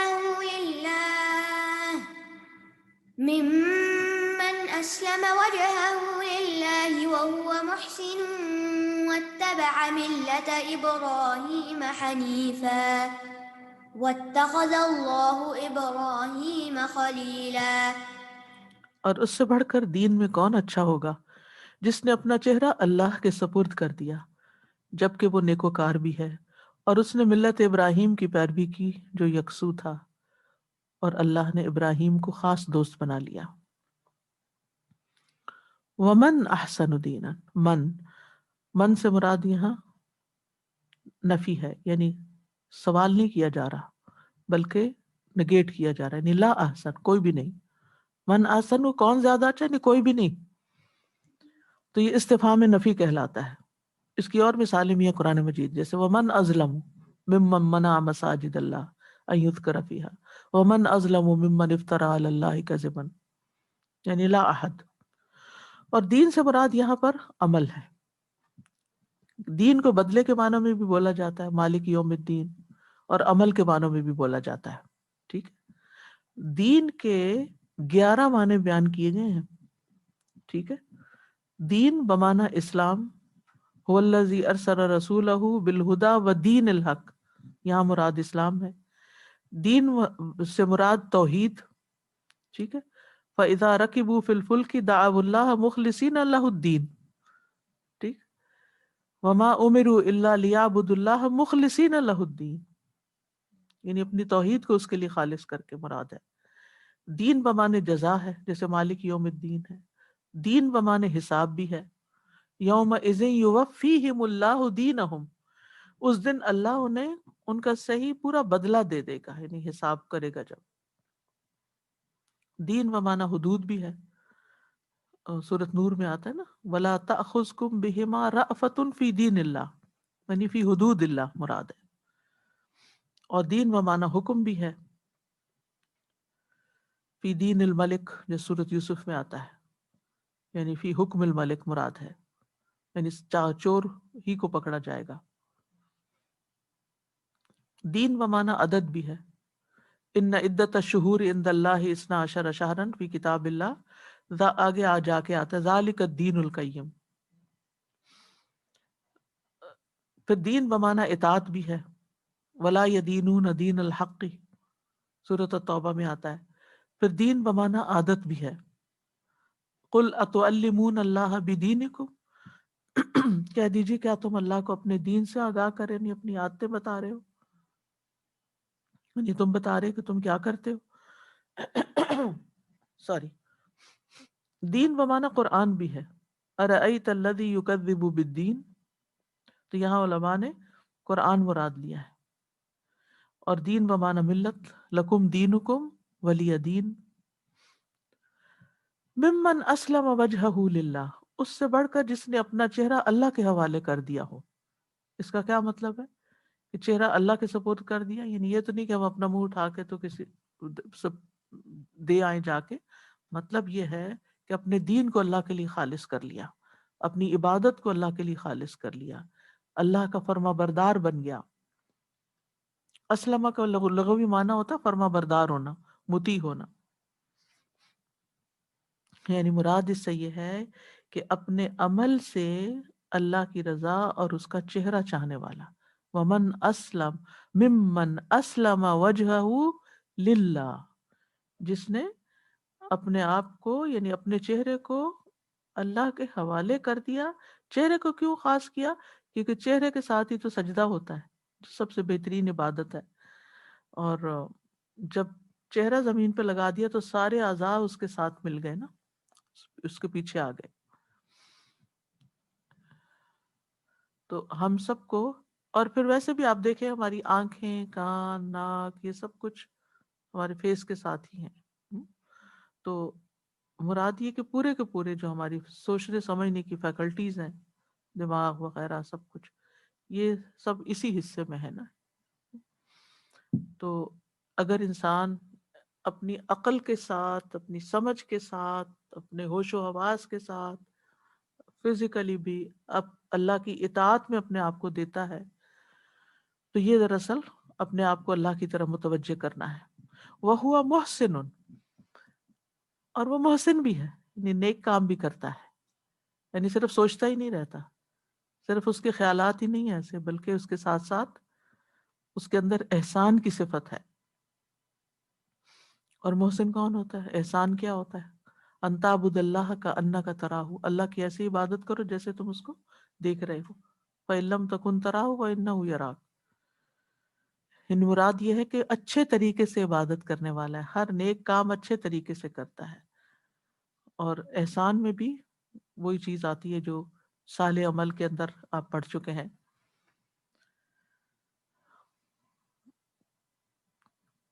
تو ہمارا دین کس چیز کا تقاضا کرتا ہے؟ ایک پہلی بات تو یہ کہ انسان جو کرے وہ اللہ کی خاطر کرے. من اسلم وجہہ للہ، اخلاص کی بات ہے، اور عمل کو احسان کے درجے پہ کرے. تو دونوں چیزیں آ گئی، ٹھیک ہے، اخلاص بھی آ گیا، احسان بھی آ گیا. تو ہر کام میں، چاہے چھوٹا کام ہو یا بڑا کام ہو، دنیا کا کام ہو یا دین کا کام ہو، اس میں حسن پیدا کیا جائے، اس میں خوبصورتی لائی جائے، اس میں کوالٹی لائی جائے. صرف جیسے پنجابی میں کہتے ہیں چگل کے رکھ نہ دیا جائے کہ ایسے بس ادھر ادھر کر کے چھوڑ دیا، کہ ہر چیز بس بیزاری کے ساتھ بس سر سے اترے. نہیں، جو کام انسان کرے اس کے اندر اطمینان لائے. اور یہ اطمینان کب آتا ہے؟ اخلاص کے ساتھ آتا ہے. مثلاً ایک شخص برتن دھو رہا ہے نا، تو وہ کہے گا ہائے میرا وقت ضائع ہو رہا ہے، اور ایک شخص یہ کہے گا کہ نہیں، یہ بندوں کی خدمت ہے، اللہ کی خاطر کر رہا ہوں، تو وہ اس وقت اس چیز کو بھی انجوائے کرنے لگے گا. یہ نہیں اس کا مطلب وہ ڈھیلا ڈالا اور وقت ضائع کرے گا، لیکن وہ جو فرسٹریشن ہے وہ نکل جائے گی اس کے اندر سے. اسی طرح بچوں کی پیدائش ہے، ان کو پیدا کرنا، ان کو کھلانا پلانا، بڑا کرنا، ان کی تربیت کرنا. ہر ماں روتی نظر آتی ہے کہ کیا میرے سر پہ جنجال پڑ گیا ہے، نہ میری یہ بات سنتے ہیں نہ کچھ. کیوں؟ کیونکہ اللہ کے لیے جو نہیں پال رہے. اگر اللہ کے لیے یہ سب کچھ کر رہے ہو تو کام میں حسن آ جائے، صبر بھی آ جائے. اسی طرح جب کوئی تکلیف آتی ہے تو اس وقت بھی انسان اچھا رویہ اختیار کرے احسان کے درجے میں، تو خود بخود خوبصورتی آ جائے. انسان تکلیف میں بھی خوبصورت نظر آئے، وہ غم میں بھی مسکراتا ہوا نظر آئے کہ میرے اللہ کی طرف سے آئی، اس کا کچھ مقصد ہے. ایسے ہی اللہ نے نہیں بھیجی، یہ مشکل ایسے ہی نہیں بھیجی. کوئی بچہ ٹف ٹائم دے رہا ہے یا کوئی بھی چیز. واتبع ملت ابراہیم حنیفا، اور وہ ملت ابراہیم کی پیروی کرے، جو ملت اور ابراہیم جو کہ یکسو تھے. کیونکہ ابراہیم علیہ السلام آپ دیکھیں کہ ان کے اخلاص کا مقابلہ کون کرے گا انسانوں میں سے. تو توحید کی خاطر آگ میں جانا گوارا کر لیا. اور ملت سے مراد وہ طریقہ جس پر چلتے ہوئے اللہ کی عبادت کرتے تھے، اور وہ اسی طریقے کے مطابق تھا جو محمد صلی اللہ علیہ وسلم لے کر آئے. ٹھیک ہے. اور حنیفہ کا مطلب کیا ہے؟ حنفہ سے ہے یہ لفظ، حنفن سے، گمراہی سے ہٹ کر سیدھے رستے کی طرف آنا، اور اس کا اپوزٹ جنفن ہوتا ہے، یعنی انہوں نے سیدھا رستہ تلاش کر لیا تھا اور وہ یکسو ہو گئے تھے اس پر. واتخذ اللہ ابراہیم خلیلا، اللہ نے ابراہیم کو اپنا خلیل بنا لیا تھا. یعنی ابراہیم علیہ السلام کا مقام یہاں بتایا جا رہا ہے کہ وہ کیوں ان کو امام بنایا گیا، وہ کیوں پیروی کے لائق ہیں. انہوں نے وہ کام کیے تھے جس سے انسان اللہ کے قریب ہوتا ہے. اللہ تعالیٰ بندے کو اپنے قریب کر لیتا ہے کہ اللہ نے ان کو خلیل بنایا، یعنی اپنا قرب عطا کیا. ٹھیک ہے. خلیل اس دوستی کو نہیں کہتے جس طرح انسان انسانوں کے دوست ہوتے ہیں. اللہ تعالیٰ کو ایسی دوستی کی ضرورت نہیں ہے. مطلب یہ ہے کہ ایک ہوتی ہے محبت اور ایک ہوتی ہے خلت. خلت جو ہوتی ہے محبت سے بھی اوپر ہوتی ہے.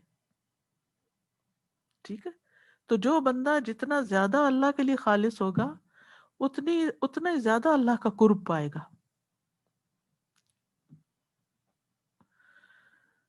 یعنی جس کا دل اللہ کے علاوہ باقی محبتوں سے خالی ہو جائے. خالی ہو جائے کا مطلب یہ نہیں کہ انسان سب سے اعلان بیزاری کر دے کہ میں کسی سے محبت نہیں کرتا. المؤمن یألف و یؤلف، مومن محبت کرتا بھی ہے، الفت اور اس سے کی بھی جاتی، لیکن وہ اس درجے کی محبت نہیں ہوتی جو اللہ سے کی جاتی. ٹھیک ہے نا. ساری محبتیں اللہ کی محبت کے تابع ہونی چاہیے. تو خلیل کا لفظ جو ہے یہ عربی کلام میں اس ساتھی کے لیے ہوتا ہے جو انسان کے ساتھ لازم رہتا ہے، اور ایسا دوست جو ساتھ ساتھ ہوتا ہے اور اس پر دوست کی کوئی بات چھپی نہیں ہوتی. یعنی آپ اپنے راز کس کے ساتھ شیئر کرتے ہیں، جس کے ساتھ آپ کلوز ہوتے ہیں اس کے ساتھ سب باتیں بتا دیتے ہیں. یعنی خلت وہ خالص محبت ہوتی ہے جو خاص طور پر رازوں میں دخل اندازی کو واجب کرتی، جس میں دو بندوں کے بیچ میں سیکرٹس آ جاتے ہیں، سیکرٹ شیئر کرتے ہیں جہاں. تو عام محبت سے یہ بڑھ کر ہوتی ہے. تو ابراہیم علیہ السلام کو اللہ تعالیٰ نے کیوں خلیل بنایا؟ کیونکہ وہ اپنے رب کے ساتھ خالص محبت کرتے تھے اور ہر اس چیز سے نفرت کرتے تھے جس سے رب نفرت کرتا تھا. یہ بھی شرط ہے اس میں. یعنی بعض اوقات ہم وہ کام تو کرتے ہیں جو اللہ کو محبوب ہے، لیکن ان سے بچتے نہیں جو اللہ کو محبوب نہیں، تو پھر انسان اس درجے سے گر جاتا ہے. یہاں یہ یاد رہے کہ ہو سکتا ہے آپ کے ذہن میں خیال ہو کہ پھر محمد صلی اللہ علیہ وسلم کا مقام کیا ہے. تو وہ حدیث میں آتا ہے صحیح مسلم میں، حضرت جندب کہتے ہیں میں نے نبی صلی اللہ علیہ وسلم کی وفات سے 5 دن پہلے آپ کو یہ کہتے ہوئے سنا، میں اللہ کے حضور اس چیز سے برات کرتا ہوں کہ تم میں سے کوئی میرا خلیل ہو، کیونکہ اللہ نے مجھے خلیل بنا لیا ہے جس طرح اللہ نے ابراہیم کو اپنا خلیل بنایا تھا. ٹھیک ہے. نیکسٹ. وَلِلَّهِ مَا فِي السَّمَاوَاتِ وَمَا فِي الْأَرْضِ وَكَانَ اللَّهُ بِكُلِّ شَيْءٍ مُحِيطًا. اور جو کچھ آسمانوں میں اور جو کچھ زمین میں ہے سب اللہ ہی کا ہے. اور جو کچھ آسمانوں میں ہے اور جو کچھ زمین میں سب اللہ ہی کا ہے. اور اللہ نے ہر چیز کا احاطہ کر رکھا ہے، ہر چیز کو گھیر رکھا ہے. سوچئے کیا کچھ ہے زمین میں، ہم احاطہ نہیں کر سکتے اس کا. اللہ ہی پیدا کرنے والا ہے، اللہ ہی اس کا مالک ہے، اور اللہ کے علم میں کون سی چیز کہاں ہے اور کیوں ہے. ہمیں تو اپنے گھر کا نہیں پتا ہوتا، اپنے کچن میں چیزیں رکھ کے بھول جاتے ہیں. یعنی چھوٹی سی مثال ہے نا، روز آپ فریج میں کوئی چیز رکھتے ہیں نکالتے ہیں، جب اگلے دن کم از کم میرا حال تو یہ اگلے دن جب صبح کھولتی تو کہتے اچھا فلاں چیز کہاں رکھی تھی. یعنی چھوٹی سی جگہ بھی ہم پراپرلی آرگنائز نہیں کر سکتے کہ ہمیں حافظے پہ زور نہ ڈالنا پڑے کہ وہ فلاں چیز کہاں تھی. اپنے فون کا نمبر اب یاد نہیں ہوتا، اور تو کیا یاد کریں گے. ایک لحاظ سے تو اچھا ہی ہے. بہرحال تو ہر چیز اللہ کی ہے. وَلِلَّهِ مَا فِي السَّمَاوَاتِ وَمَا فِي الْأَرْضِ. جو کچھ بھی ہے آسمانوں میں ہے یا زمین میں. وَكَانَ اللَّهُ بِكُلِّ شَيْءٍ مُحِيطًا. اور اللہ تعالیٰ ہر چیز کا احاطہ کرنے والا ہے، کوئی چیز اس سے مخفی نہیں. علم کے ساتھ بھی احاطہ کیا ہوا اس نے، قدرت کے ساتھ بھی کیا ہوا. کیا مجال کوئی ایک ستارہ سیارہ اپنی مرضی سے ادھر سے ادھر ہو جائے. جہاں تک اللہ کا اذن ہوتا ہے وہیں تک ہماری آزادی ہے، اس سے آگے کوئی آزادی نہیں.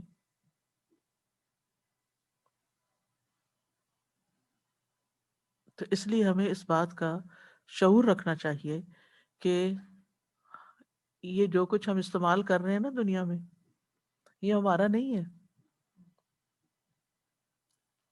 حتیٰ کہ یہ اپنا جسم بھی یہ ہمارا نہیں ہے کہ اس پہ ہماری مرضی ہمیشہ چلے گی. ابھی دنیا میں تھوڑے دن کے لیے ہے جو کر رہے ہیں، لیکن آگے جا کے جو موت کا فرشتہ آ جائے گا نا قابو کرنے، تو بس گیا ہمارا اختیار، ختم. اب وہ کیا کرتے ہیں ہمارے ساتھ سلوک، کیسے جان نکالتے ہیں، کیسے قبر میں کیا معاملہ کرتے ہیں، قیامت کے دن کیا ہو، کوئی اختیار نہیں. کوئی رو چلا کے کوئی جنت میں نہیں جا سکے گا وہاں. تو ہمارا مالک بھی اللہ ہے. ہماری اولاد بھی بس ابھی ہماری ہے، یعنی وقتی طور پر، لیکن وہ اصل میں ہماری نہیں ہے، وہ بھی اللہ ہی کی ملکیت ہے. ہمارا مال و دولت، ہماری عقل، سمجھ، یہ قوتیں جو ہمارے پاس ہیں، یہ بھی بس تھوڑے دن کے لیے ہیں ہمارے پاس. وہ وقت کے ساتھ ساتھ آہستہ آہستہ کم بھی ہوتی جاتی ہے، اور پھر ایک وقت آتا کہ لے بھی لی جاتی. یہ جو کچھ اللہ نے دیا نا، یہ اس لیے دیا ہے تاکہ کچھ کر لیں یہاں. ایکم احسن عملا، یہ امتحان ہے ہمارا کہ ان چیزوں کو ہم کہاں استعمال کر رہے ہیں. اپنی آنکھیں کہاں لگا رہے ہیں، اپنے کان کہاں لگا رہے ہیں، اپنی زبان کس چیز میں لگا رہے ہیں، اپنا وقت کس چیز میں لگا رہے ہیں، اپنی اولاد کو کس چیز میں لگا رہے ہیں، اپنا مال کس جگہ لگا رہے ہیں.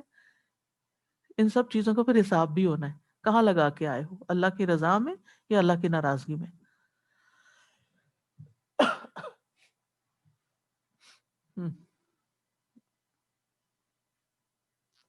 تو یہ تھی آج کی آیات.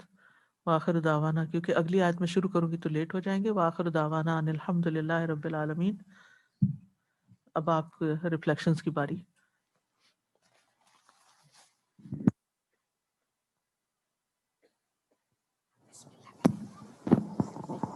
جی السلام علیکم استاذہ جی.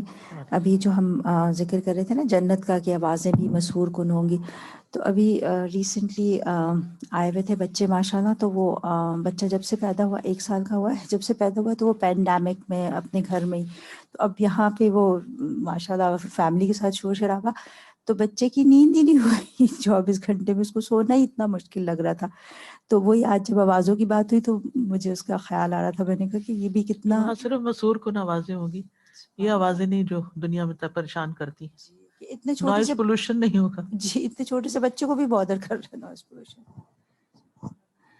السلام علیکم ورحمۃ اللہ وبرکاتہ. استاد صاحب بھی بچے گئے ہوئے تھے بیم کسی اور پروونس میں, تو خوبصورت جگہ دیکھی, اور وہ جب فیس ٹائم کر رہے تھے تو کہہ رہے تھے آپ نہیں وہ دیکھ سک رہی, اور ان کے منہ سے کچھ اور نکلے, سبحان اللہ یہ اتنی پیاری جگہ. اور انہوں نے جو تصویریں کھینچی وہ اسی وقت دیکھ کے کہہ رہے تھے یہ تصویر اس چیز کی نہیں ہے, پہاڑ بہت بڑا ہے, ہم اتنی دیر سے اس کے ساتھ چل رہے ہیں, یہ ختم نہیں ہو رہا پہاڑ. تو میں نے کہا جنت کا وہ درخت سوچو کہ جس پہ اللہ سبحانہ وتعالیٰ نے کہا ہے, تو یہ واقعی جنت کو ہم امیجن نہیں کر سکتے.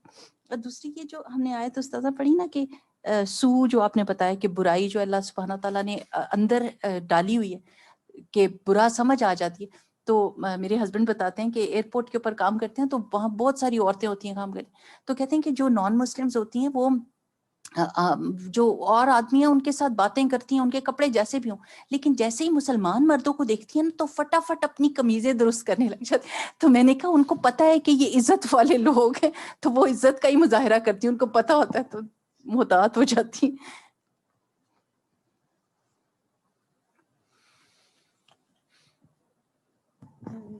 استاد جی دو چیزیں مجھے بہت ان سے دل میں لگی ہیں کہ one is that it's such a in this ayah 124, so no, the other one, so that everybody will have to face what they did, and he will get reward for it, or he will get punishment for it. So it reiterates what Islam says, that everybody is equal in the eyes of Allah subhanahu wa ta'ala. Justice. Yeah, there will be justice, and there will be justice on the day of judgment. And secondly, when I was thinking about, when I read this, and you were explaining, man aslama wajhahu lillah. So I was thinking that, a simple example is that when you are driving and they tell you to focus on the road, don't look here and there or sideways or anything. The minute the fraction of a second you turn your eyes toward this way, it happened with me. I was looking at an ad or something.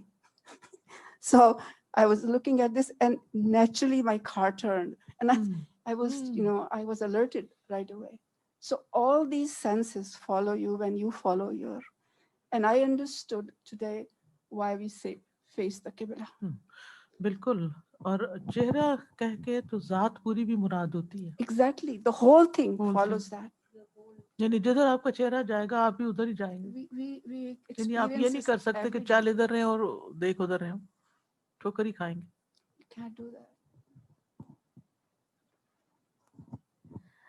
استاذہ یہاں پر جو ہم آیا 125 میں آپ بتا رہی تھی کہ یکسوئی کے ساتھ کام کرتے تھے, حضرت ابراہیم علیہ السلام کا طریقہ کیا تھا, اور ہمیں بھی خالصتاً ہر کام کو خوشی سے اور دل جوئی سے کرنا چاہیے.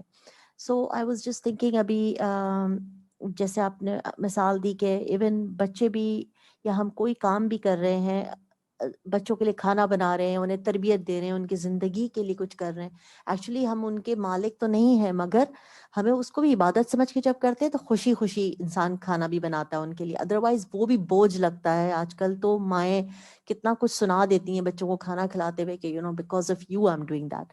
اینڈ ایک اور چیز میں نے بہت زیادہ نوٹس کی ہے کچھ عرصے سے, کہ لوگ جو پریگننسی اب ہوتی ہے تو پریگننسی کو لے کے نا لڑکیوں نے کچھ بڑا سا ہوا بنا لیا ہے, اور دے میک سو مچ فس آؤٹ آف اٹ کہ یہ کیا ہمارے ساتھ ہو گیا ہے, اور اینڈ ناشکری کے کلمات بولنے سب کے سامنے. خیال یہ کہ اس کو ختم کیسے کروائیں, جی اس کو ختم کیسے کریں. ہاں, اور یہ میرے ساتھ ایک پرابلم چل گئی ہے, تم لوگ سب اس کی وجہ ہو. اینڈ ہسبینڈ کو اتنا ڈی مورلائز کیا جاتا ہے آل دا ٹائم, اسے کہا جاتا ہے کہ you are not doing anything, مجھے سب کچھ کرنا پڑ رہا ہے, پریگننسی بھی اینڈ دین ڈلیوری بھی. اینڈ دین میڈیا کے تھرو یہ سمجھایا جا رہا ہے کہ اب تو بیڈ ورڈز بول رہے ہیں, گالیاں دے رہے ہیں at the time of delivery. So, instead of saying دعائیں, they are just saying گالیاں اتنی غلط زبانی سے کہ like because frustration نکالو, جس طرح بھی نکال سکتے ہو نکالو. And that's what being actually teaching ہو رہی ہے یہ. اور دیکھا جا رہا ہے اب ہاسپٹلس کے اندر کچھ فرینڈز ہیں جو کہ نرسز ہیں، وہ کہتے ہیں انہوں نے اتنی زبان خراب یوز کرتی ہے اس وقت عورت کہ ہم لوگ جو کھڑے ہوئے ہوتے ہیں انہیں یہ ہو رہا ہوتا ہے کہ اس کو کیا ہو گیا، ایک بالکل پاگل کی طرح. اور پہلے ہماری مائیں کیا کہتی تھی کہ آواز اونچی نہ ہو. Assalamu alaikum wa rahmatullah. وعلیکم السلام. So I was thinking about how our Rabb, He is Al-Kareem. And we're reminded in Surah Al-Infitar also, Ya ayyuhan nasu ma gharraka bi rabbika al-kareem, that He gives us the tawfiq to do righteous deeds. He teaches us about Iman and also how to perform righteous deeds. And He also gives us the best reward. I was thinking about this verse, وَمَنْ يَعْمَلْ مِنَ الصَّالِحَاتِ مِنْ ذَكَرٍ أَوْ أُنْثَى وَهُوَ مُؤْمِنٌ فَأُولَٰئِكَ يَدْخُلُونَ الْجَنَّةَ وَلَا يُظْلَمُونَ نَقِيرًا. That even a little bit is not going to be reduced when it comes to jaza. How generous is our Rabb, and how miserly we become when it comes to righteous deeds. Sometimes we're neglecting the method. We don't perform the righteous deeds with the correct method. Sometimes our ikhlas is not there. So how much we need to revisit that and remember that our Rabb is Al-Kareem. اور اعمال صالح کی ہم value نہیں کرتے نا دنیا میں. آج میں ایک واقعہ پڑھ رہی تھی، اوتھینٹسٹی تو اللہ کو پتہ ہے، لیکن ایک شخص نے، اس کی بیٹی فوت ہو گئی تو اس نے اس کو خواب میں دیکھا، تو اس سے پوچھا بیٹی کیا گزری تم پر؟ تو اس نے کہا کہ میں ان اوقات پر ریگریٹ کر رہی ہوں جن میں میں سبحان اللہ کہہ سکتی تھی اور میں نے نہیں کہا. یعنی مرنے کے بعد انسان کو یہی حسرت ہوتی ہے نا کہ میں کیا کچھ کر سکتا تھا اور میں نے وہ کیوں نہ کیا.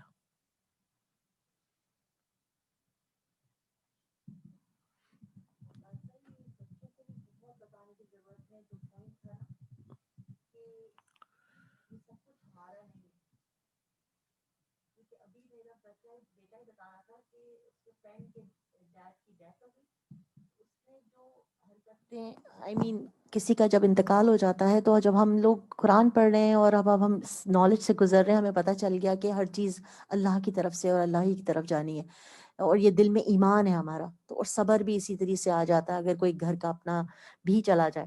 لیکن بچے بتا رہے ہیں کہ آج کل اگر کسی کی مام یا ڈیڈ کا انتقال ہو گیا تو اس نے جو اپنی لائف کو پورا 360 پہ ٹرن کر دیا، شراب پینی شروع کر دی اور گھر نہیں جا رہے اور کہہ رہے کہ میرے ساتھ ایسا ہوا ہی کیوں، وائی مائی ڈیڈ ڈائڈ.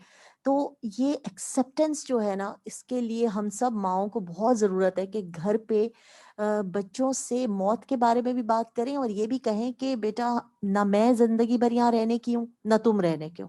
اس کو یہ بھی جیسے بتاتے نا بیٹا کچھ نہیں ہوگا میں تمہارے ساتھ ہوں، لیکن ساتھ میں یہ بھی بتائیں کہ میں ہمیشہ ساتھ نہیں رہوں گی، تاکہ اگر اچانک ماں کا یا باپ کا انتقال ہوتا ہے بچے شیٹرڈ ہو کے پتہ نہیں کہاں نکل گئے.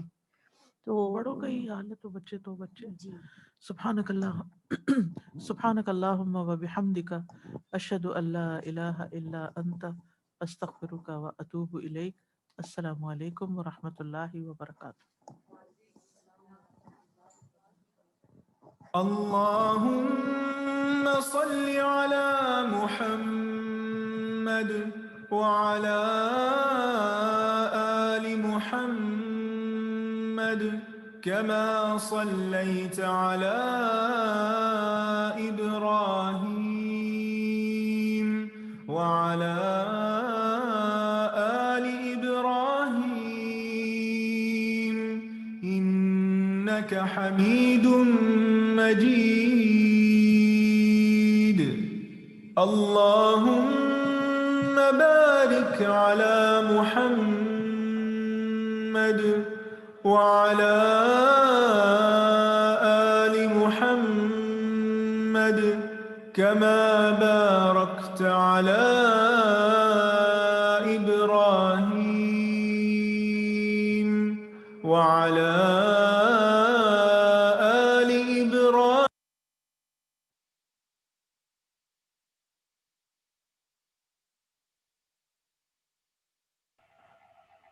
اعوذ باللہ من الشیطان الرجیم، بسم اللہ الرحمن الرحیم. السلام علیکم ورحمۃ اللہ وبرکاتہ. الحمدللہ آج کا لیسن ہمارا مکمل ہوا. ایک چھوٹے سے ریویو کے لیے ریڈی ہیں؟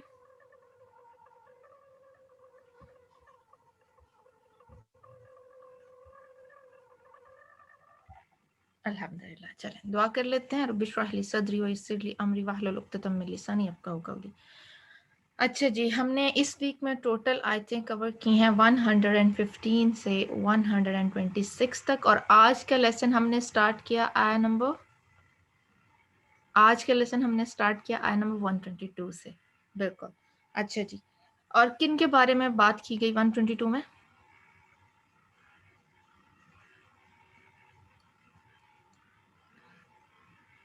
हमारे पास नहीं है सिस्टर नादिया। मोमिनीन के बारे में, ईमान वालों के बारे में, ठीक है। अच्छा, ईमान क्या है? जब हम ईमान की बात करते हैं तो ईमान क्या है? मोमिन, ईमान वाला, तो ईमान क्या है?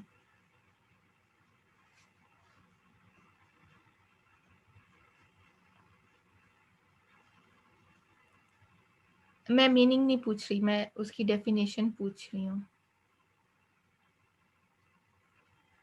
शिर्क की नफ़ी, तौहीद, बस बिलीव इन प्रॉफिट सल्लल्लाहु अलैहि वसल्लम। अच्छा, जब हम ईमान की बात करते हैं तो इसमें हदीस जिब्राइल का रेफरेंस दिया उस्ताज़ा ने और बताया कि ईमान क्या है। वो जो आपको याद होगा बचपन में ईमान मुफस्सल और ईमान मुजमल याद करवाई जाती थी, राइट। तो ईमानियात से मुतल्लिक अल्लाह पर, रसूलों पर, किताबों पर, फरिश्तों पर, आखिरत पर और तकदीर पर ईमान। तो इसके अंदर सारा क्या आ जाता है? ईमान बिल गैब का ताल्लुक आ जाता है, याद है ना? ठीक है, आमन्तु बिल्लाहि मलाइकति व कुतुबी व रुसुली। जी, फिर कदर तकदीर पर ईमान, अच्छे बुरे अमल के होने पे, ठीक है। और जब ये बात की जाती है कि अल्लाह पर ईमान लाओ या अल्लाह के लिए ईमान लाओ, तो उसमें क्या है? हदीस के रेफरेंस से बताइएगा, उसमें क्या आ जाता है? उसमें यह था ना कि इस बात की गवाही देना कि अल्लाह ताला के सिवा कोई माबूद नहीं, नबी करीम सल्लल्लाहु अलैहि वसल्लम अल्लाह के रसूल हैं, नमाज अदा करना, ज़कात देना, रमज़ान के रोज़े रखना, ठीक है, ऑल पिलर्स ऑफ इस्लाम। तो समझ आ गया डिफरेंस कि क्वेश्चन आपने देखना है। और ये बात इसलिए मैं दोबारा पूछ रही हूँ कि बाद हम बच्चों को जब एक्सप्लेन करने लगते हैं ना, बच्चों को कोई बात बताने लगते हैं तो हम खुद कंफ्यूज होते हैं, तो हम सही से एक्सप्लेन नहीं कर पाते। ऐसा ही है ना? अच्छा, जैसे मिसाल के तौर पे ईमान और इस्लाम दोनों सिमिलर है,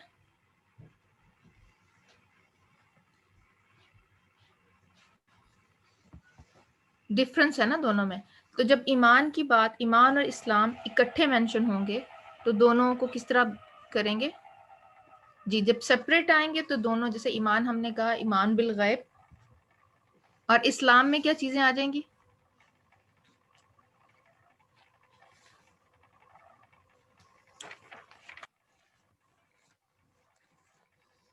5 पिलर्स। और अगर सेपरेट मेंशन हो रहे हैं, यानी सिर्फ ईमान की बात की जा रही है तो उसमें इस्लाम भी शामिल होगा, और इस्लाम की बात की जा रही है तो उसमें ईमान भी शामिल होगा। क्लियर है ये बात? इंटरचेंज है, बिल्कुल। अच्छा, नेक अमल करने के लिए कितनी चीजों का शरीयत के मुताबिक होना जरूरी है? 6। उसमें आ जाता है उसके सबब, जिन्स, मिकदार, हालत, जमाना और जगह, रीजन, ठीक है। सू किस किस्म की बुराई को कहते हैं?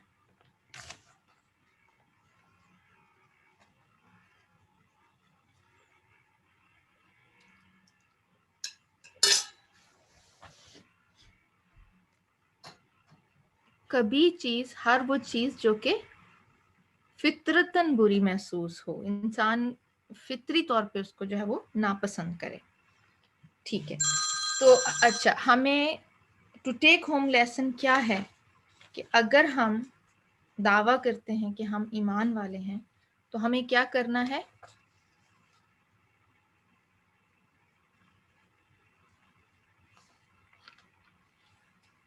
हमें क्या करना है? बुराई छोड़नी है, ठीक है, और गुड डीड्स करनी है, और उसकी शराइत हमें पता चल गया कि शरीयत के मुताबिक होना चाहिए। और जो हमारे पास इख्तियार है, बड़ी अच्छा एक हमें एंड पे रिमाइंडर मिला कि हम इस दुनिया में जो भी कर रहे हैं, جو لمیٹڈ اختیار ہمیں دیا گیا وہ ہمیں آزمانے کے لیے دیا گیا کہ ہم اس کے ساتھ کیا کرتے ہیں. ٹھیک ہے، تو انشاءاللہ ہم اپنے کاموں کا جائزہ لیں گے کہ ہم کیا کام کس طرح اور کیا سمجھ کے کر رہے ہیں، کیا ہم ان سب کو اللہ تعالیٰ کی رضا کے لیے کر رہے ہیں.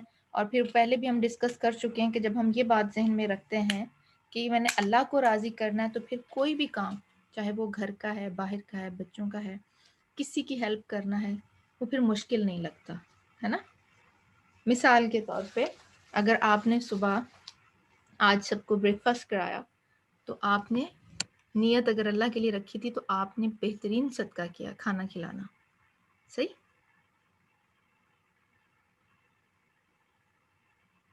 صحیح؟ اچھا، اگر آپ نے گھر صاف کیا اور نیت اللہ کے لیے تھی تو آپ نے کیا کیا؟ طہارت کیا ہے؟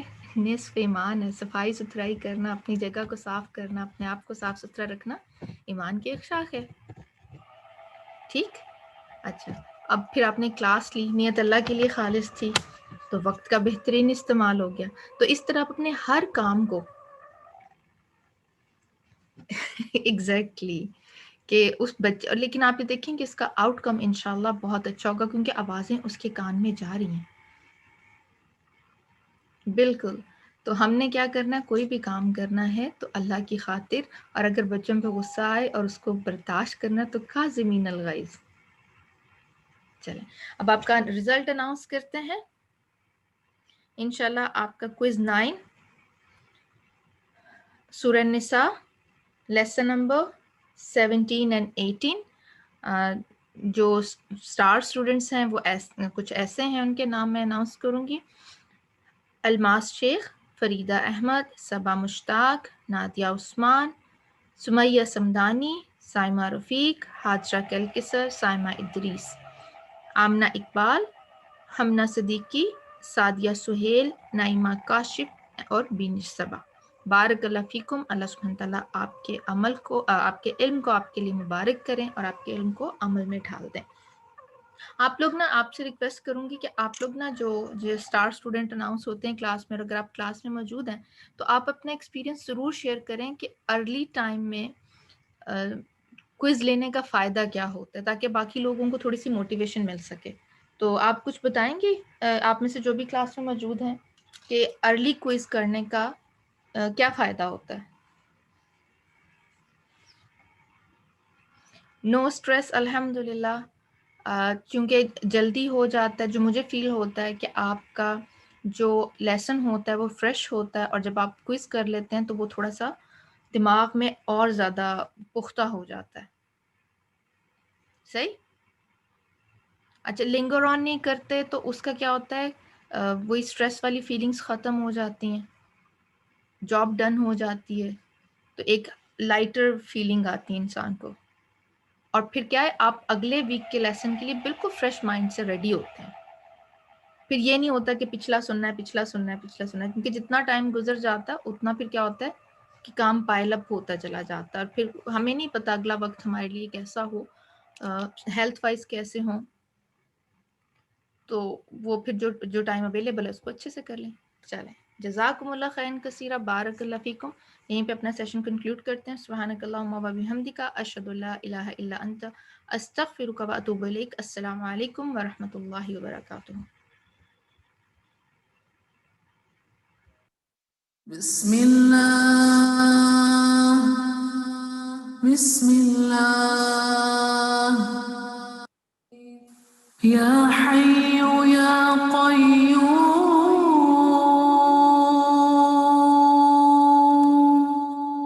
برحمتک استغیث